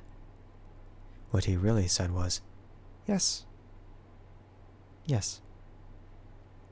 I'll see." He set down the receiver and came toward us, glistening slightly to take our stiff straw hats. "Madam expects you in the salon," he cried, needlessly indicating the direction. In this heat, every extra gesture was an affront to the common story of life. The room, shadowed well with awnings, was dark and cool. Daisy and Jordan lay upon an enormous couch, like silver idols weighing down their own white dresses against the singing breeze of the fans. "We can't move," they said together. Jordan's fingers, powdered white over their tan, rested for a moment in mine. "And Mr. Thomas Buchanan, the athlete?" I inquired. Simultaneously I heard his voice, gruff, muffled, husky, at the hall telephone. Gatsby stood in the center of the crimson carpet and gazed around with fascinated eyes. Daisy watched him and laughed. Her sweet, exciting laugh. A tiny gust of powder rose from her bosom into the air. "The rumor is," whispered Jordan, "that the Tom's girl on the telephone." We were silent.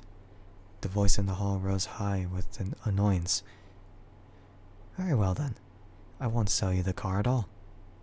I'm under no obligations to you at all. And as for your bothering me about it at lunchtime, I won't stand that at all." "Holding down the receiver," said Daisy cynically. "No, he's not," I assured her. "It's a bona fide deal. I happen to know about it." Tom flung open the door, blocked out its space for a moment with his thick body, and hurried into the room. "Mr. Gatsby!" He put out his broad, flat hand with well-concealed dislike. "I'm glad to see you, sir." "Nick." "Make us a cold drink," cried Daisy. As he left the room, she got up and went over to Gatsby and pulled his face down, kissing him on the mouth. "You know I love you," she murmured. "You forget there's a ladies present," said Jordan. Daisy looked around doubtfully. "You kissed Nick too." "What a low, vulgar girl." "I don't care," cried Daisy, and began to clog on the brick fireplace. Then she remembered the heat and sat down guiltily on the couch just as a freshly laundered nurse leading a little girl came into the room. "Blessed, precious," she crooned, holding out her arms. "Come to your own mother that loves you." The child, relinquished by the nurse, rushed across that room and rooted shyly into her mother's dress. "The blessed, precious. Did mother get powder on your old yellowy hair? Stand up now and say howdy-do." Gatsby and I in turn leaned down and took the small, reluctant hand. Afterward, he kept looking at the child with surprise. I don't think he had ever really believed in its existence before. "I got dressed before luncheon," said the child, turning eagerly to Daisy. "That's because your mother wanted to show off." Her face bent into the single wrinkle of the small white neck. "You dream, you absolute little dream." "Yes," admitted the child calmly. "Aunt Jordan's got on a little white dress too." "How do you like mother's friends?" Daisy turned her around so that she faced Gatsby.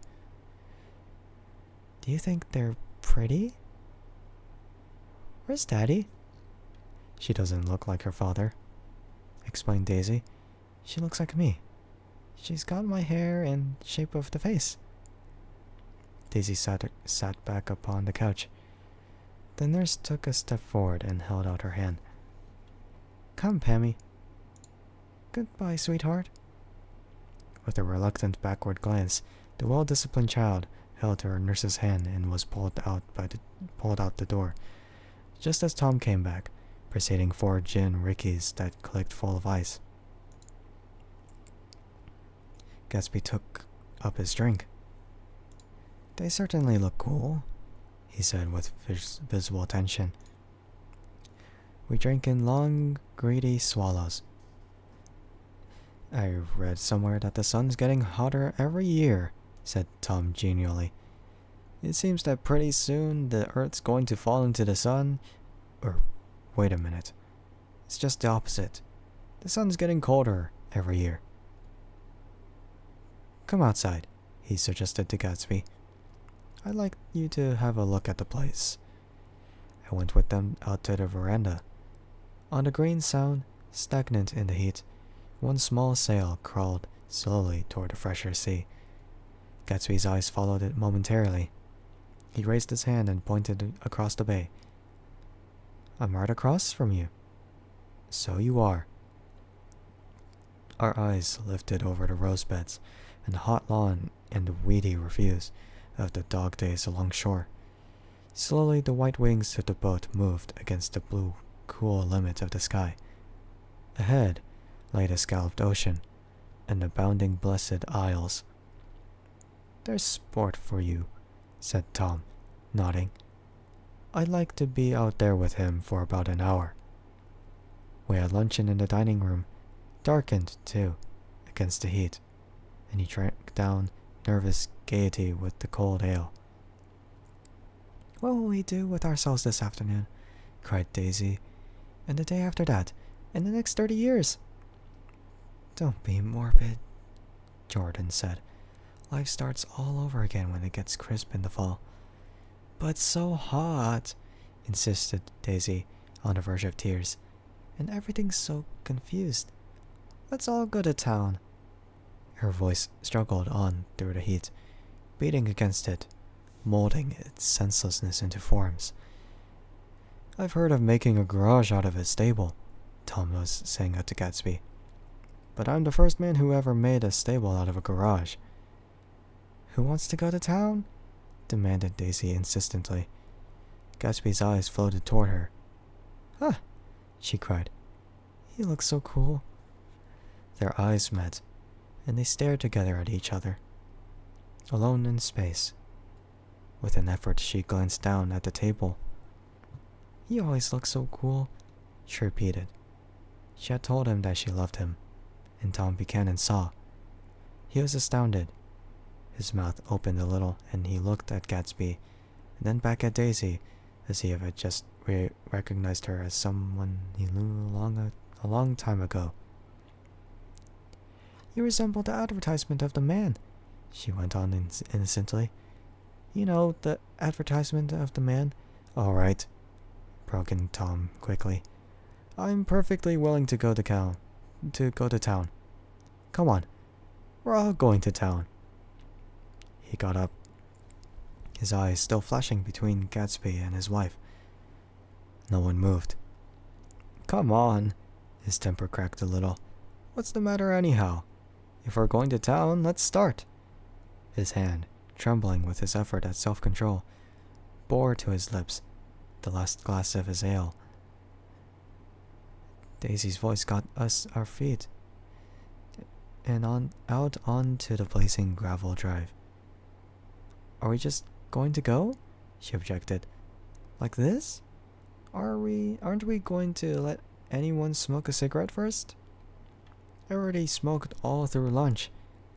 "Oh, let's have fun," she begged him. "It's too hot to fuss." He didn't answer. "Have it your own way," she said. "Come on, Jordan." They went upstairs to get ready while we 3 men stood there shuffling the hot pebbles with our feet. The silver curve of the moon hovered already in the western sky. Gatsby started to speak, changed his mind, but not before Tom wheeled and faced him expectantly. "Have you got your stables here?" asked Gatsby with an effort. "About a quarter of a mile down the road." "Oh." A pause. "I don't see the idea of going to town," broke out Tom savagely. "Women get these notions in their heads." "Shall we take anything to drink?" called Daisy from an upper window. "I'll get some whiskey," answered Tom. He went inside. Gatsby turned to me rigidly. I can't say anything in this house, old sport. She's got an indiscreet voice, I remarked. It's full of... I hesitated. Her voice is full of money, he said suddenly. That was it. I never understood before. It was full of money. That was the inexhaustible charm that rose and fell in it, the jingle of it, the cymbal song of it. High in a white palace, the king's daughter, the golden girl. Tom came out of the house, wrapping a quart bottle in a towel, followed by Daisy and Jordan wearing a small tight hats of metallic cloth and carrying light capes over their arms. Shall we all go into my car? Suggested Gatsby. He felt the hot green leather of the seat. I ought to have left it in the shade. Is it standard shift? Demanded Tom. Yes. Well, you take my coupe and let me drive your car to town. The suggestion was distasteful to Gatsby. I don't think there's much gas, he objected. Plenty of gas, said Tom boisterously. He looked at the gauge. And if it runs out, I could stop at a drugstore. You can buy anything at a drugstore nowadays. A pause followed this apparently pointless remark. Daisy looked at Tom, frowning in an indefinable expression, at once definitely unfamiliar and vaguely recognizable, as if I had only heard it described in words, passed over Gatsby's face. Come on, Daisy, said Tom, pressing her with his hand toward Gatsby's car. I'll take you in this circus wagon.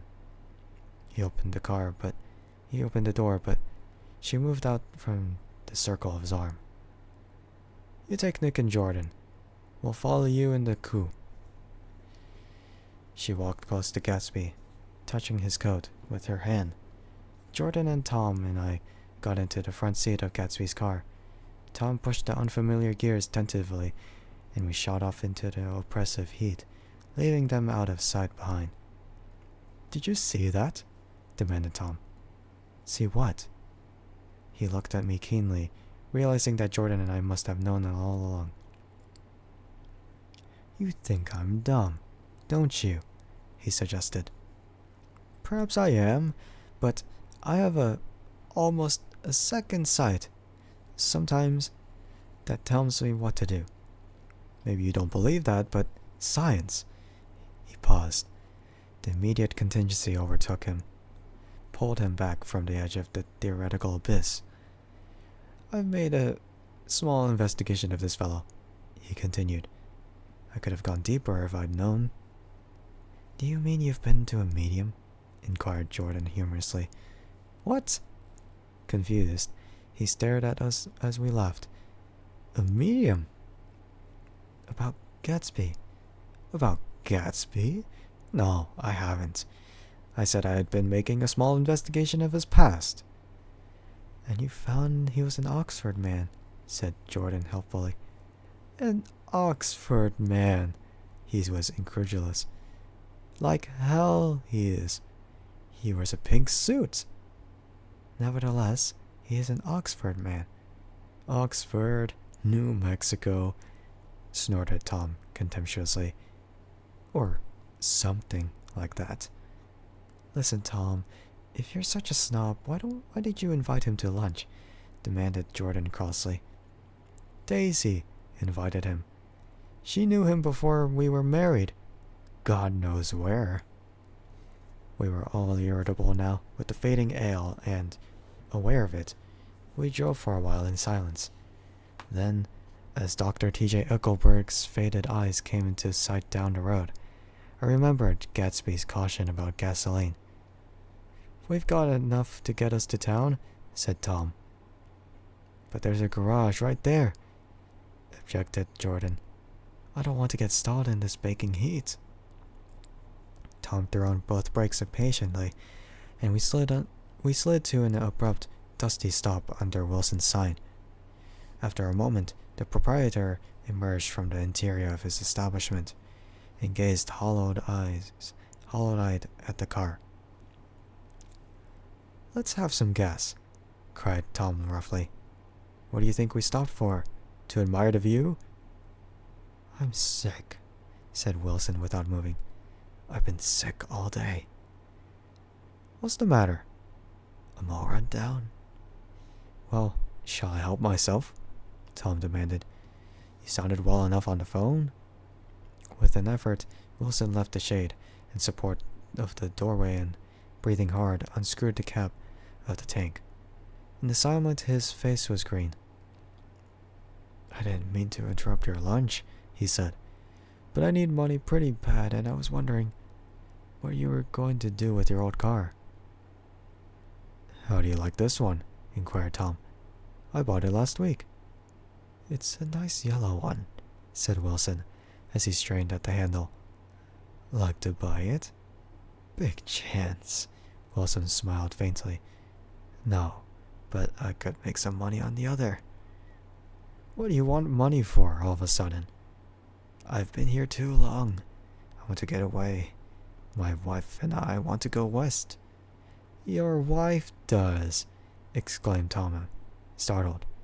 She's been talking about it for 10 years. He rested for a moment against the pump, shading his eyes. And now she's going whether she wants to or not. I'm going to get her away. The coup flashed by us with a flurry of dust and the flash of a waving hand. What do I owe you? Demanded Tom harshly. I just got wised up to something funny the last 2 days, remarked Tom Wilson. That's why I want to get away. That's why I've been bothering you about the car. What do I owe you? $1.20.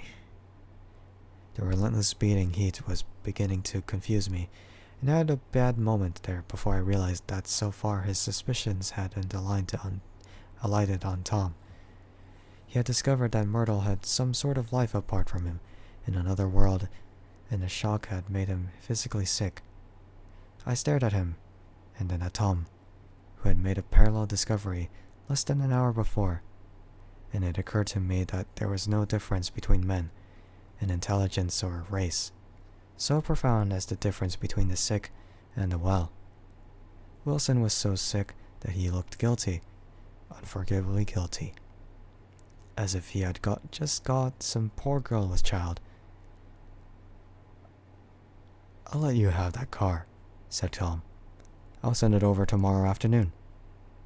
That locality was always vaguely quieting, even in the broad glare of afternoon, and now I turned my head as though I had been warned of something behind. Over the ash heaps, the giant eyes of Dr. T.J. Eckelberg kept their vigil, but I perceived, after a moment, that other eyes were regarding us with peculiar intensity from less than 20 feet away. In one of the windows over the garage, the curtains had been moved aside a little, and Myrtle Wilson was peering down at the car. So engrossed was she that she had no consciousness of being observed, and one emotion after another crept into her face, like objects into a slowly developing picture. Her expression was curiously familiar. It was an expression I had often seen on women's faces, but on Myrtle Wilson's face it seemed purposeless and inexplicable, until I realized that her eyes, wide with jealous terror, were fixed not on Tom, but on Jordan Baker, whom she took to be to his wife. There is no confusion like the confusion of a simple mind, and as we drove away, Tom was feeling the hot whips of panic. His wife and his mistress, until an hour ago secure and inviolate, were slipping precipitately from his control. Instinct made him step on the accelerator with the double purpose of overtaking Daisy and leaving Wilson behind, and we sped along toward Astoria at 50 miles an hour, until among the spidery girders of the elevated, we came in sight of the easygoing Blue Coup. Those big movies around 50th Street are cool, suggested Jordan. I love New York on the summer afternoons when everyone's away. There's something very sensuous about it, overripe as if all sorts of funny fruits were going to fall into your hands. The word sensuous had the effect of further disquieting Tom, but before he could invent a protest, the coup came to a stop, and Daisy signaled us to draw up alongside. "Where are we going?" "How about the movies?" "It's so hot," she complained. "You go. We'll ride around and meet you after." With an effort, her wit rose faintly. "We'll meet you on some corner. I'll be the man smoking 2 cigarettes. "We can't argue about it here," Tom said impatiently as a truck gave out a cursing whistle behind us. "You follow me to the south side of Central Park, in front of the plaza." Several times he turned his head and looked back for their car, and if the traffic delayed them, he slowed up until they came into sight. I think he was afraid they would dart down a side street and looked out to his life forever. But they didn't, and we all took the less inexplicable step of engaging the parlor of a suite in the Plaza Hotel.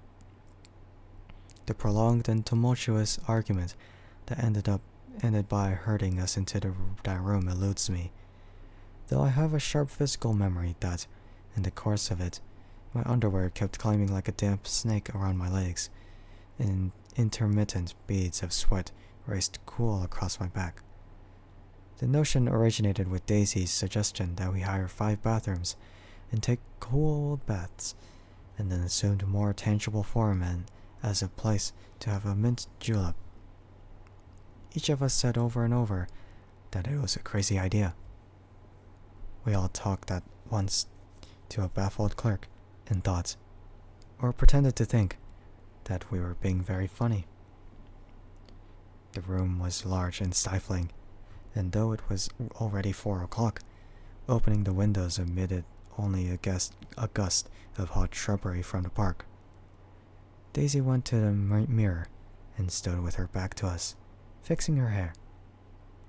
"It's a swell suite," whispered Jordan respectfully, and everyone laughed. "Open another window," commanded Daisy, without turning around. "There aren't any more." "Well, we'd better telephone for an axe." "The thing to do is to forget about the heat," said Tom impatiently. "You make it 10 times worse by crabbing about it." He unrolled a bottle of whiskey from the towel and put it on the table. "Why not let her alone, old sport?" remarked Gatsby. "You're the one that wanted to come to town." There was a moment of silence. The telephone book slipped from its nails and splashed to the floor, whereupon Jordan whispered, "Excuse me," but this time no one laughed. "I'll pick it up," I offered. "I've got it." Gatsby examined the parted string, muttered, "Hum," in an interested way, and tossed the book on a chair. "That's a great expression of yours, isn't it?" said Tom sharply. "What is?" "All this old sport business. Where'd you pick that up?" "Now see here, Tom," said Daisy, turning around from the mirror.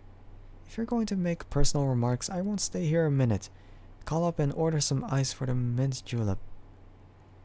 As Tom took up the receiver, the compressed heat exploded into sound, and we were listening to the portentous chords of Mendelssohn's Wedding March from the ballroom below. "Imagine marrying anybody in this heat," cried Jordan dismally. "Still, I was married in the middle of June," Daisy remembered. "Louisville in June. Somebody fainted." "Who was it fainted, Tom?" "Biloxi," he answered shortly. "A man named Biloxi. Blocks, Biloxi. And he made boxes. That's a fact. And he was from Biloxi, Tennessee." "They carried him into my house," appended Jordan, "because we lived just 2 doors from the church, and he stayed 3 weeks until Daddy told him he had to get out. The day after he left, Daddy died." After a moment, she added as if she might have sounded irreverent, There wasn't any connection. I used to know Bill Biloxi from Memphis, I remarked. That was his cousin. I knew his whole family history before he left. He gave me an aluminum putter that he used today. The music had died down as the ceremony began, and now a long cheer floated in at the window, followed by intermittent cries of "Yeah!" and finally by a burst of jazz as the dancing began. We're getting old, said Daisy. If we were young, we'd rise and dance. Remember Biloxi, Jordan warned her. Where do you know him, Tom? Biloxi? He concentrated with an effort. I didn't know him. He was a friend of Daisy's. He was not, she denied. I never seen him before. He came down in the private car. Well, he said he knew you. He said he was raised in Louisville. As a bird brought him around at the last minute and asked if he had a room for him. Jordan smiled. He was probably bumming his way home. He told me he was president of your class at Yale. Tom and I looked at each other blankly.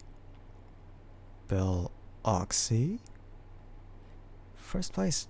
We didn't have any president. Gatsby's foot beat a short, restless tattoo, and Tom eyed him suddenly. By the way, Mr. Gatsby, I understand you're an Oxford man. Not exactly. Oh, yes. I understand you went to Oxford. Yes, I went there. A pause. Then Tom's voice, incredulous and insulting. You must have gone there about the time Biloxi went to New Haven. Another pause. A waiter knocked and came in with crushed mint and ice, but the silence was unbroken by his "thank you" and the soft closing of the door. This tremendous detail was to be cleared up at the last. I told you I went there, said Gatsby. I heard you. But I'd like to know when. It was in 1919. I only stayed 5 months. That's why I can't really call myself an Oxford man. Tom glanced around to see if we mirrored his unbelief, but we were all looking at Gatsby. It was an opportunity to give to some of the officers after armistice, he continued. We could go to any of the universities in England or France. I wanted to get up and slap him on the back. I had one of those renewals of complete faith in him that I experienced before. Daisy rose, smiling faintly, and went to the table. Open the whiskey, Tom, she ordered. And I'll make you a mint julep. Then you won't seem so stupid to yourself. Look at the mint. Wait a minute, snapped Tom. I want to ask Mr. Gatsby one more question. Go on, Gatsby said politely. What kind of a row are you trying to cause in my house anyhow? They were out in the open at last, and Gatsby was content. He isn't causing a row? Daisy looked desperately from one to another. You're causing a row. Please have a little self-control. Self-control, repeated Tom incredulously. I suppose the latest thing is to sit back and let Mr. Nobody from nowhere make love to your wife. Well, if that's the idea, you can count me out. Nowadays, people begin by sneering at family life and family institutions, and next, they'll throw everything aboard and have intermarriage between black and white. Flushed with his impassioned gibberish, he saw himself standing alone on the last barrier of civilization. We're all white here, murmured Jordan. I know I'm not very popular. I don't give big parties. I suppose you've got to make your house into a pigsty in order to have any friends. In the modern world, angry as I was, as we all were, I was tempted to laugh whenever he opened his mouth. The transition from libertine to prig was so complete. I've got something to tell you, old sport, began Gatsby, but Daisy guessed at his intention. Please don't, she interrupted helplessly.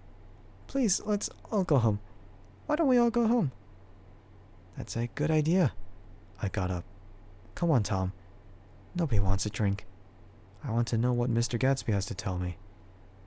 Your wife doesn't love you," said Gatsby. "She's never loved you. She loves me." "You must be crazy," exclaimed Tom automatically.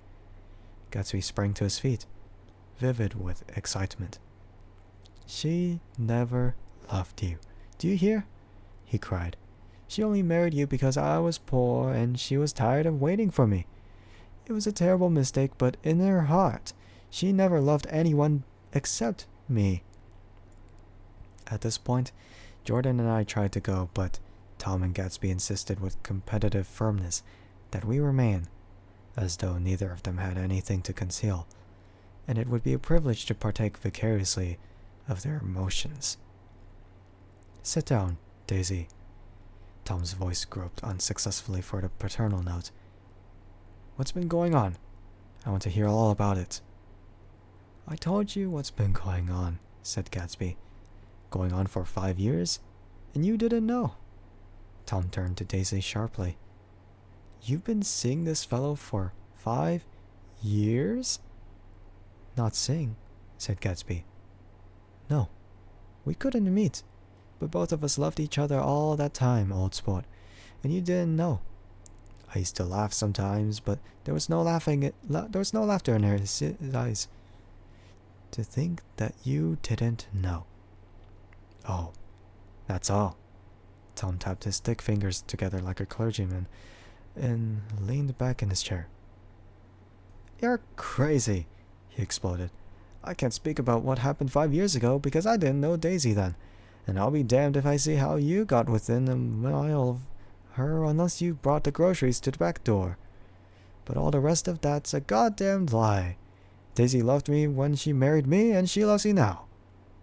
"No," said Gatsby, shaking his head. "She does, though. The trouble is that sometimes she gets foolish ideas in her head and doesn't know what she's doing." He nodded sagely. "And what's more, I love Daisy too. Once in a while I go off on a spree and make a fool of myself, but I always come back, and in my heart I love her all the time." "You're revolting," said Daisy. She turned to me, and her voice, dropping an octave lower, filled the room with thrilling scorn. "Do you know why we left Chicago? I'm surprised that they didn't treat you to the story of that little spree." Gatsby walked over and stood beside her. "Daisy, that's all over now," he said earnestly. "It doesn't matter anymore. Just tell him the truth, that you never loved him, and it's all wiped out forever." She looked at him blindly. "Why? How could I ever love him? Possibly." "You never loved him." She hesitated. Her eyes fell on Jordan and me with a sort of appeal, as though she realized at last what she was doing, and as though she had never, all along, intended doing anything at all. But it was done now. It was too late. "I never loved him," she said, with perceptible reluctance. "Not at Capiolani?" demanded Tom suddenly. "No." From the ballroom beneath, muffled and suffocating chords were drifting up on hot waves of air. "Not that I carried you down from the punch bowl to keep your shoes dry?" There was a husky tenderness in his tone. "Daisy, please don't." Her voice was cold, but the rancor was gone from it. She looked at Gatsby. "There, Jay," she said. But her hand, as she tried to light a cigarette, was trembling. Suddenly she threw the cigarette and the burning match on the carpet. "Oh, you want too much," she cried to Gatsby. "I love you now. Isn't that enough?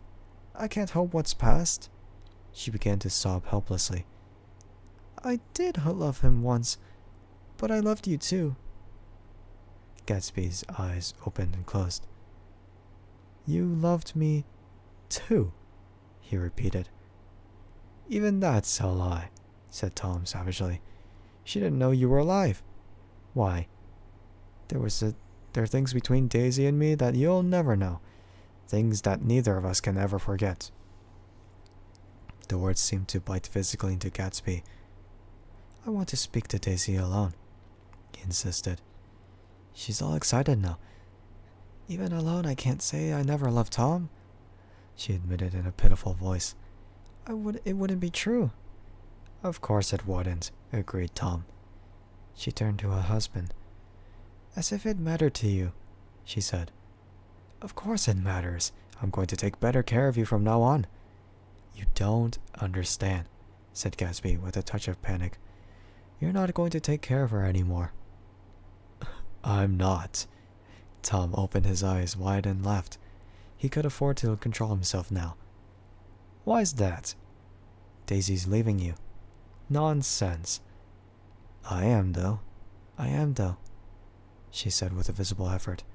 She's not leaving me. Tom's words suddenly leaned down over Gatsby.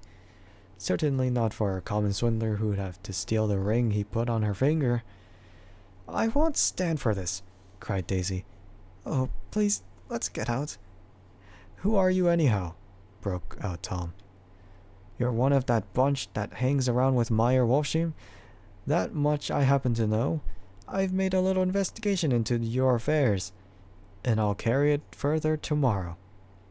You can suit yourself about that, old sport, said Gatsby steadily. I found out what your drug stores were. He turned to us and spoke rapidly. He and this Wolfsheim bought up a lot of side street drugstores here in Chicago and sold grain alcohol over the counter. That's one of his little stunts. I picked him for a bootlegger the first time I saw him, and I wasn't far wrong. What about it? Said Gatsby politely. I guess your friend Walter Chase wasn't too proud to come in on it. And you left him in the lurch, didn't you? You let him go to jail for a month over in New Jersey. God, you ought to hear Walter on the subject of you. He came to us dead broke. He was very glad to pick up some money. Old sport. Don't you call me old sport, cried Tom. Gatsby said nothing. Walter could have you up on the betting laws too, but Wolfsheim scared him into shutting his mouth. That unfamiliar yet recognizable look was back again in Gatsby's face. That drugstore business was just small change, continued Tom slowly. But you've got something on now that Walter's afraid to tell me about. I glanced at Daisy, who was staring terrified between Gatsby and her husband, and at Jordan, who had begun to balance an invisible but absorbing object on the tip of her chin. Then I turned back to Gatsby, and was startled at his expression. He looked, and this is said in all contempt, for the babbled slander of his garden, as if he had killed a man. For a moment, the set of his face could be described in just that fantastic way. It passed, and he began to talk excitedly to Daisy, denying everything, defending his name against accusations that had not been made. But with every word, she was drawing further and further into herself, so he gave that up. Only that dead dream fought on as the afternoon slipped away, trying to touch what was no longer tangible, struggling unhappily, undespairingly, toward that lost voice across the room. The voice begged again to go. Please, Tom, I can't stand this anymore. Her frightened eyes told that whatever intentions, whatever courage she had, were definitely gone. You two start on home, Daisy, said Tom, in Mr. Gatsby's car. She looked at Tom, alarmed now, but he insisted with magnanimous scorn. Go on, he won't annoy you. I think he realizes that his presumptuous little flirtation is over. They were gone without a word, snapped out, made accidental, isolated like ghosts even from our pity. After a moment, Tom got up and began wrapping the unopened bottle of whiskey in a towel. Want any of this stuff? Jordan? Nick? I didn't answer. Nick? He asked again. What? Want any? No. I just remembered that today's my birthday. I was 30. Before me stretched the portentous, menacing road of a new decade. It was 7 o'clock when we got into the coupe with him and started for Long Island. Tom talked incessantly, exulting and laughing, but his voice was as remote from Jordan and me as the foreign clamor on the sidewalk, or the tumult of the elevated overhead. Human sympathy has its limits, and we were content to let all their tragic arguments fade with the city lights behind. 30. The promise of a decade of loneliness. A thinning list of single men to know. A thinning briefcase of enthusiasm. Thinning hair. But there was Jordan beside me who, unlike Daisy, was too wise ever to carry well-forgotten dreams from age to age. As we passed over the dark bridge, her wan face fell lazily against my coat's shoulder, and the formidable stroke of 30 died away with the reassuring pressure of her hand.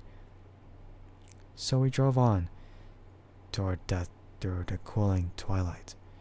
The young Greek, Michaelis, who ran the coffee joint beside the ash heaps, was the principal witness at the inquest. He had slept through the heat until after 5, when he strolled over to the garage and found George Wilson sick in his office. Really sick. Pale as his own pale hair, and shaking all over.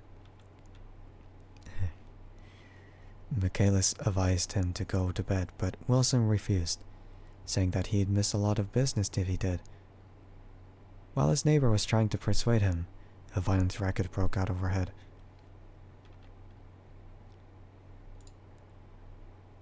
"I've got my wife locked up there," explained Wilson calmly. "She's going to stay there till the day after tomorrow, and then we're going to move away." Michaelis was astonished. They had been neighbors for 4 years, and Wilson had never seemed faintly capable of such a statement. Generally, he was one of these worn-out men.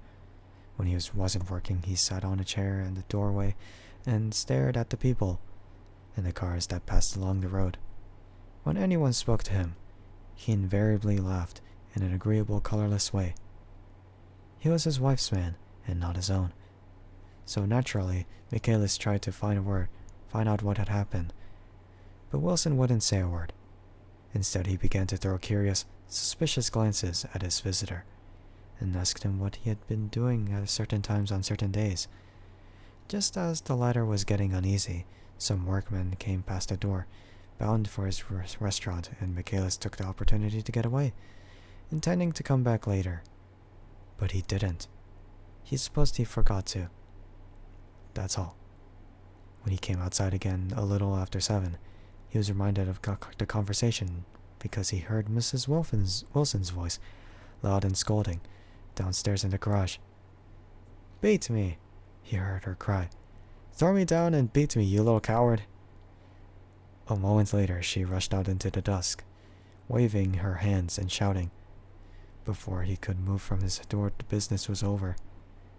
The death car, as the newspapers called it, didn't stop. It came out of the gathering darkness, wavered tragically for a moment, and then disappeared around the next bend. Michaelis wasn't even sure of its color. He told the first policeman that it was light green.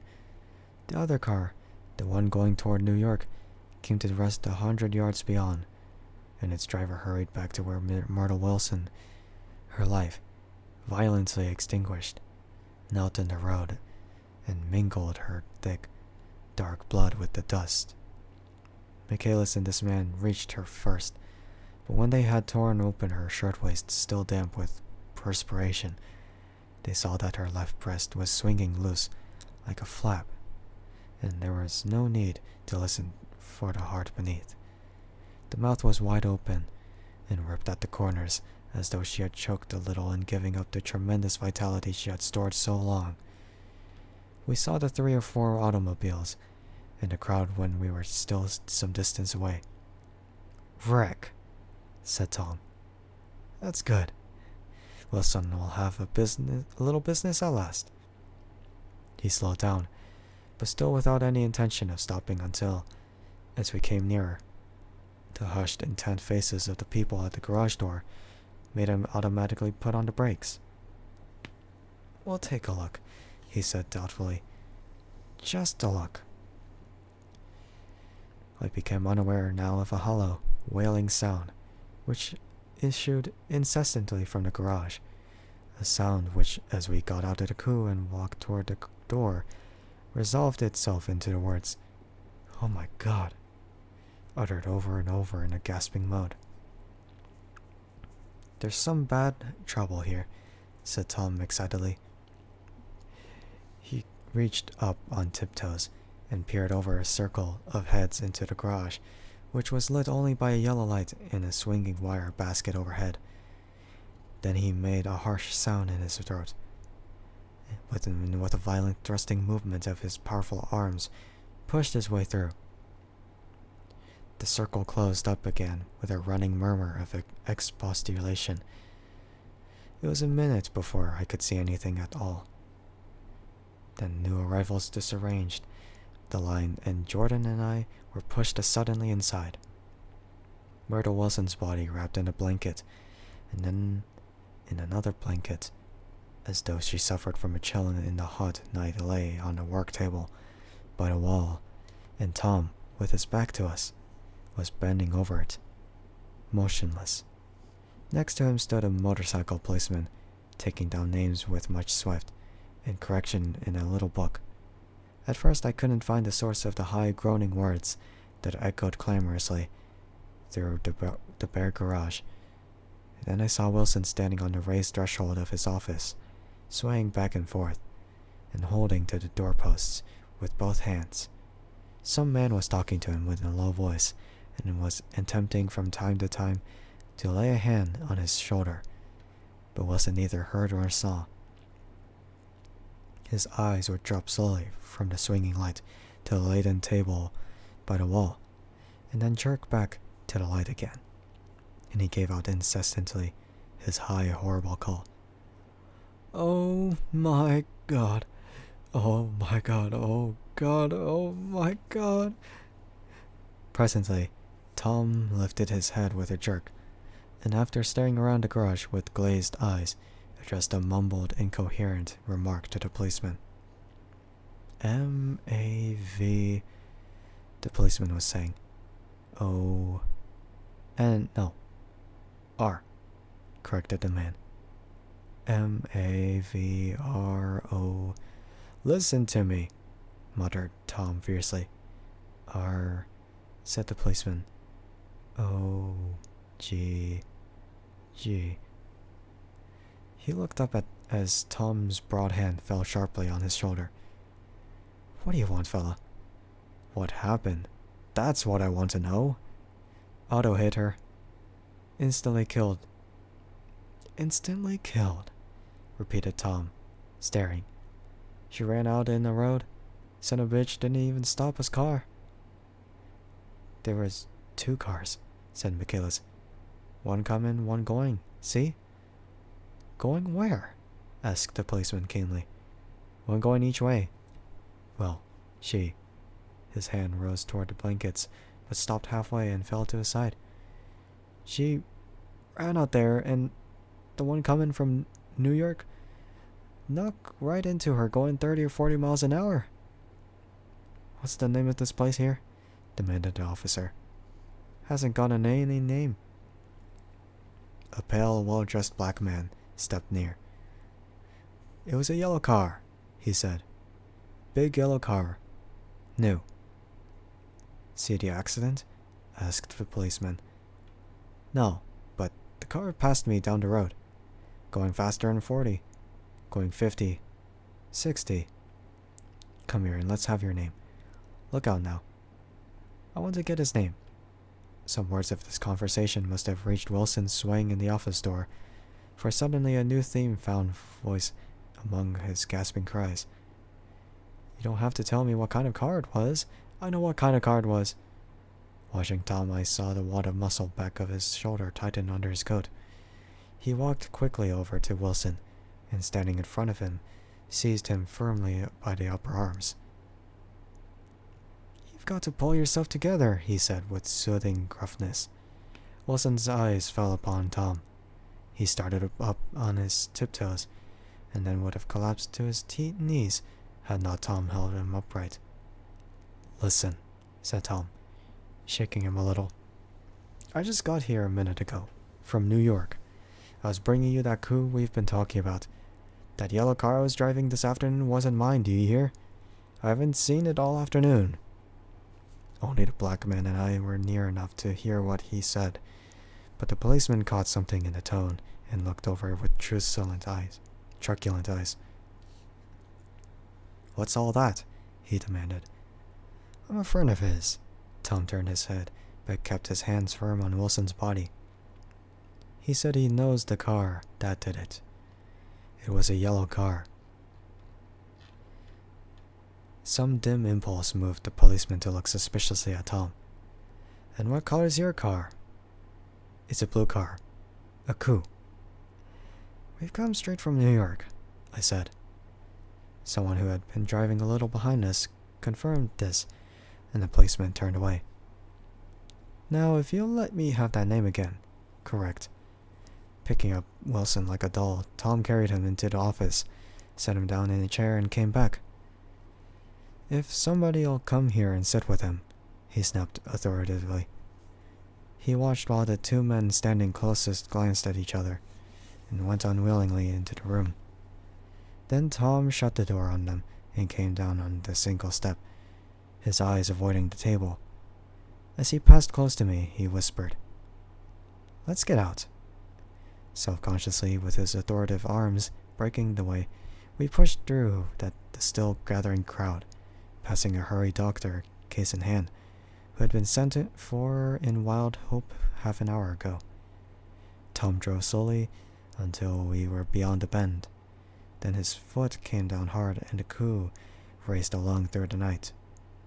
In a little while I heard a low, husky sob, and saw that the tears were overflowing down his face. That goddamn coward, he whimpered. He didn't even stop his car. The Buchanan's house floated suddenly toward us,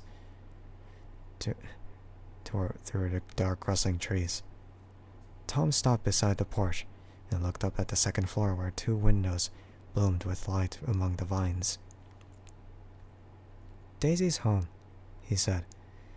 As we got out of the car, he glanced at me and frowned slightly. I'd ought to have dropped you in Westegg, Nick. There's nothing we can do tonight. A change had come over him, and he spoke gravely, and with decision. As we walked across the moonlight gravel to the porch, he disposed of the situation in a few brisk phrases. I'll telephone for a taxi to take you home, and while you're waiting, you and Jordan better go in the kitchen and have them get you some supper, if you want any. He opened the door. Come in. No thanks, but I'd be glad if you ordered me the taxi. I'll wait outside.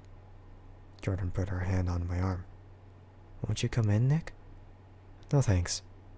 I was feeling a little sick, and I wanted to be alone. But Jordan lingered for a moment more. It's only 9:30, she said. I'd be damned if I go in. I'd had enough of all of them for one day, and suddenly that included Jordan too. She must have seen something of this in my expression, for she turned abruptly away and ran up the porch steps into the house. I sat down for a few minutes with my head in my hands, until I heard the phone taken up inside, and the butler's voice calling the taxi. Then I walked slowly down the driveway from the house, intending to wait by the gates. I hadn't gone 20 yards when I heard my name, and Gatsby stepped from between the two bushes into the path, and I must have felt pretty weird by that time, because I could think of nothing except the luminosity of his pink suit under the moon. What are you doing? I inquired. Just standing here, old sport? Somehow that seemed a despicable occupation. For all I knew he was going to rob the house in a moment, I wouldn't have been surprised to see sinister faces, the faces of Wolfsheim's people, behind him in the dark shrubbery. Did you see any trouble on the road? He asked after a minute. Yes. He hesitated. Was she killed? Yes. I thought so. I told Daisy I thought so. It's better that the shock should all come at once. She stood it pretty well. He spoke as if Daisy's reaction was the only thing that mattered. I got to West Egg by a side road, he went on, and left the car in my garage. I don't think anybody saw us, but of course I can't be sure. I disliked him so much by this time that I didn't find it necessary to tell him he was wrong. Who was the woman? Her name was Wilson. Her husband owns the garage. How the devil did it happen? Well, I tried to swing the wheel. He broke off, and suddenly I guessed at the truth. Was Daisy driving? Yes, he said after a moment. But of course I'll say I was. You see, when we left New York, she was very nervous, and she thought it would steady her to drive. And this woman rushed out at us just as we were passing a car coming the other way. It all happened in a minute, but it seemed to me that she wanted to speak to us. Thought we were somebody she knew. Well, first Daisy turned away from the woman toward the other car, and then she lost her nerve and turned back. The second my hand reached the wheel, I felt a shock. It must have killed her instantly. It ripped her open. Don't tell me, old sport. He winced. Anyhow, Daisy stepped on it. I tried to make her stop, but she couldn't, so I pulled on the major emergency brake. Then she fell over into my lap, and I drove on. She'll be all right tomorrow, he said presently. I'm just going to wait here and see if he tries to bother her about that unpleasantness this afternoon. She's locked herself into her room, and if she tries any brutality, she's going to turn the light on again. He won't touch her, I said. He's not thinking about her. I don't trust him, old sport. How long are you going to wait? All night, if necessary. Anyhow, till they all go to bed. A new point of view occurred to me. Suppose Tom found out that Daisy had been driving. He might think he saw a connection in it. He might think anything. I looked at the house. There were 2 or 3 bright windows downstairs and the pink glow from Daisy's room on the second floor. You wait here, I said. I'll see if there's any sign of commotion. I walked back along the border of the lawn, traversed the gravel softly, and tiptoed upon the veranda steps. The drawing room curtains were open, and I saw that the room was empty. Crossing the porch where we had dined that June night, 3 months before, I came to a small rectangle of light, which I guessed was the pantry window. The blind was drawn, but I found a rift at the sill. Daisy and Tom were sitting opposite each other at the kitchen table with a plate of cold fried chicken between them and the 2 bottles of ale. He was talking intently across the table at her, and in his earnestness, his hand had fallen upon and uncovered her own. Once in a while, she looked up at him and nodded in agreement. They weren't happy, and neither of them had touched the chicken or the ale, and yet they weren't unhappy either. There was an unmistakable air of natural intimacy about the picture, and anybody would have said that they were conspiring together. As I tiptoed from the porch, I heard my taxi feeling its way along the dark road toward the house. Gatsby was waiting where I had left him in the drive. Is it all quiet up there? He asked anxiously. Yes, it's all quiet. I hesitated. You'd better come home and get some sleep. He shook his head. I want to wait here till Daisy goes to bed. Good night, old sport. He put his hands in his coat pockets and turned back eagerly to his scrutiny of the house, as though my presence marred the sacredness of the vigil. So I walked away and left him standing there in the moonlight, watching over nothing. That's the end of chapter 7. I thought about trying to continue, but I kind of wanted to leave it here. So I'm gonna have to actually split it. Frick. My throat is starting to feel sore, so that's what it means to stop that.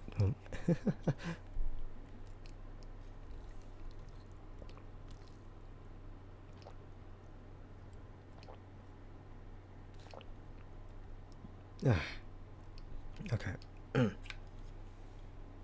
So, what's gonna happen then? My plan is to look for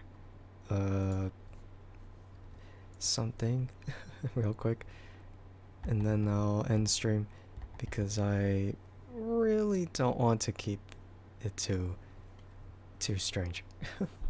I don't know what I mean by that, but yeah,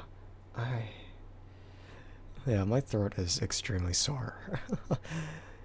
That means I'm gonna have to stop myself. And what that also means is that I have to basically see for myself. Like when I'll be doing the part 3 for this book reading stream. I'll probably do it like the week after, honestly. I need to have that break. Yeah. It's just so tiring. Okay, what I'll do. The whole rest of the stream, I'll just be whispering. It might hurt less if I do so. Yeah. So, I'm gonna have to look a bit, I guess. And I'll have to see what is happening at the moment. Alright, yeah. Let's see if there's anyone to really raid at this time. Yeah, I'm just gonna have to see. See if there's anything. Yeah, see if there's anything to look forward to. God damn it. Why is there so much? There's so much ear licking. That's ridiculous. I thought that was a joke. There's no way that's the actual meta of Twitch ASMR streaming. Are you kidding me? That's so ridiculous. Okay, I'm gonna have to be careful about what I choose then to raid. Yeah, I just want to keep like the whole like thing going with just like the overall chill vibes. So yeah, I don't want to make it too weird. But it's all just ear licking. Are you kidding me? What do I do about that? It's so weird.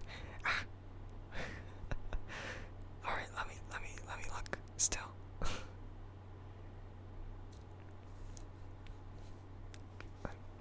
It's just so awkward.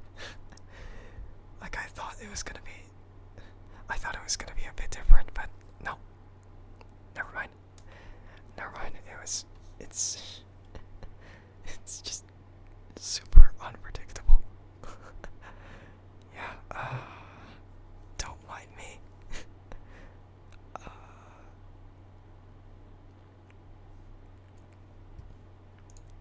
Let me tune in real quick for yeah, just let me tune into some of these real quick. Because some of them might be a bit much, I guess.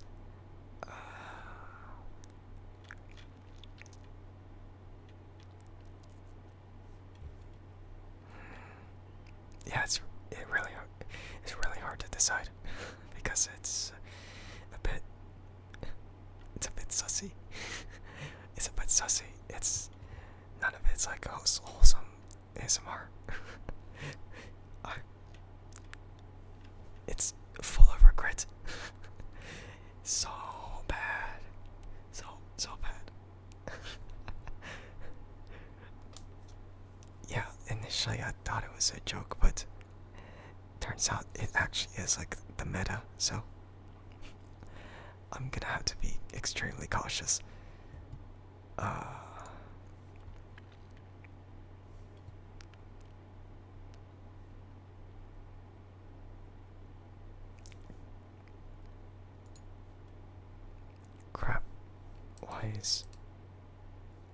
Why is it not loading? Are you kidding me? Like, I'm trying to peek in through, see if it's really sussy or if it's completely safe. Yeah, don't worry about that.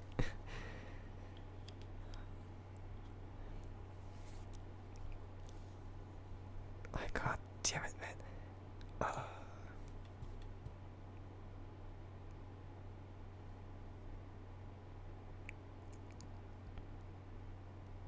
I think this one is pretty good, actually.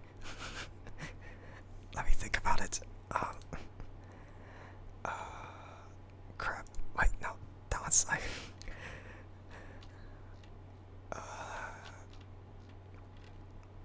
Actually, no. No, I'll keep that on the side. That's a consideration. I was gonna say that might be sort of sussy, but at the same time, it's not that bad. God, it's so hard to choose. God damn it. I'm panicking over all this. It's like, what the heck? I don't know. I don't know anymore. It's like it could be that, but it also could be a bit different. Yeah, I'm still thinking.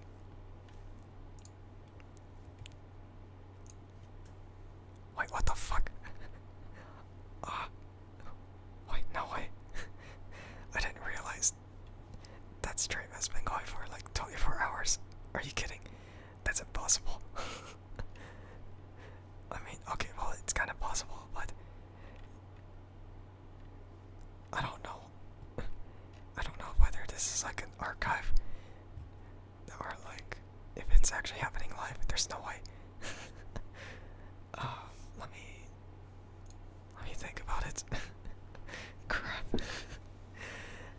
It's so hard because it's just like it's literally just ear licking most of the time, and I don't like having to send over to that.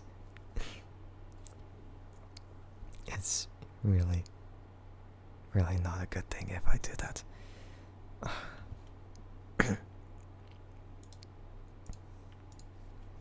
I'm still thinking about it. Let me see. Oh crap. That one just ended stream. Seriously? Wait, no. No, that's impossible. I swear they were just there. Never mind. Okay, I guess not. Oh, okay, I see. That's what's happening with that one. I see. Okay. Alright, different one then. I only have like one candidate, so it really only means one thing, but I'm still like skeptical of whether they're actually live or not. So, let me still look. But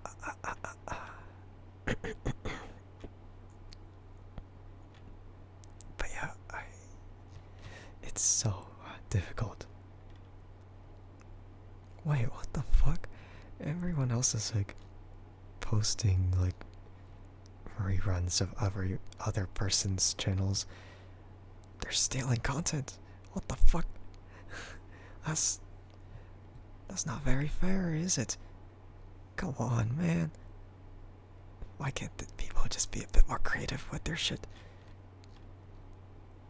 Because it's like the same damn person, and then it's just like in a different channel, farming views.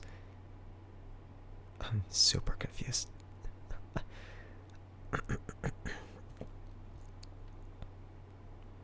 Yeah, it's just super confusing with this one.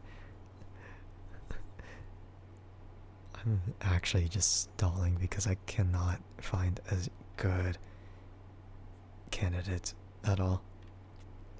I mean, maybe I could just raid like a person who has a high viewer count anyway. I thought, oh, maybe if I could just do it on this one, then maybe it's fine. But I don't know. I don't know if I feel comfortable about that. So, no, I'm not gonna do that. Let me think. Let me think real quick. has to be something. It has to be something, right? I can't leave it off like this.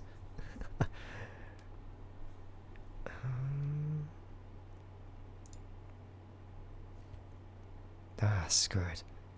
I'm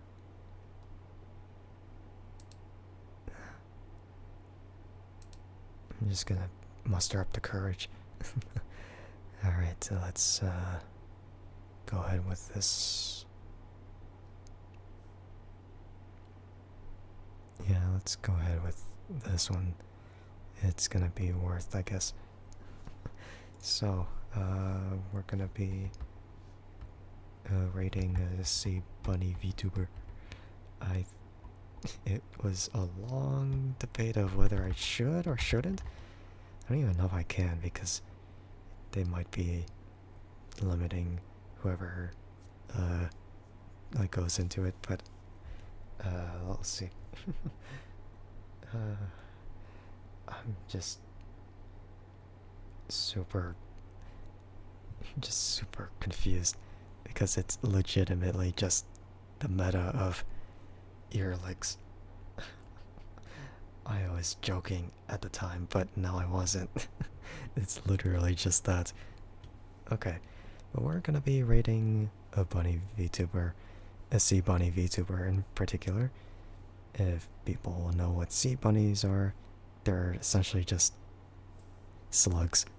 But we don't want to think about it like that because, yeah, we think these kind of things are cute. Not really weird slugs. We mean cute slugs. But yeah, we're gonna go ahead and send the raid over to her because we want to. Because we want to. Yeah. So anyway, she's going for a partner push right at this moment.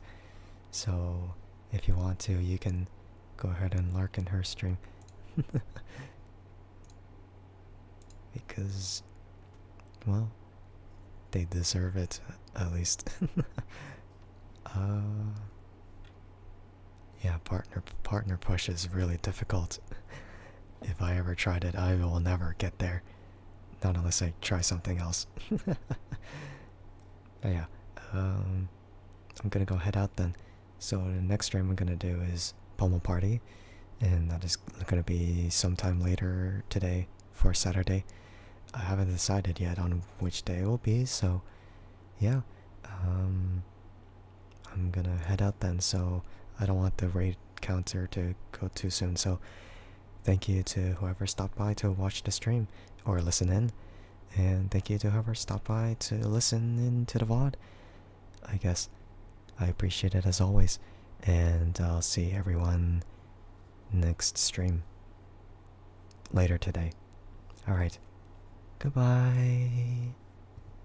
Bye bye.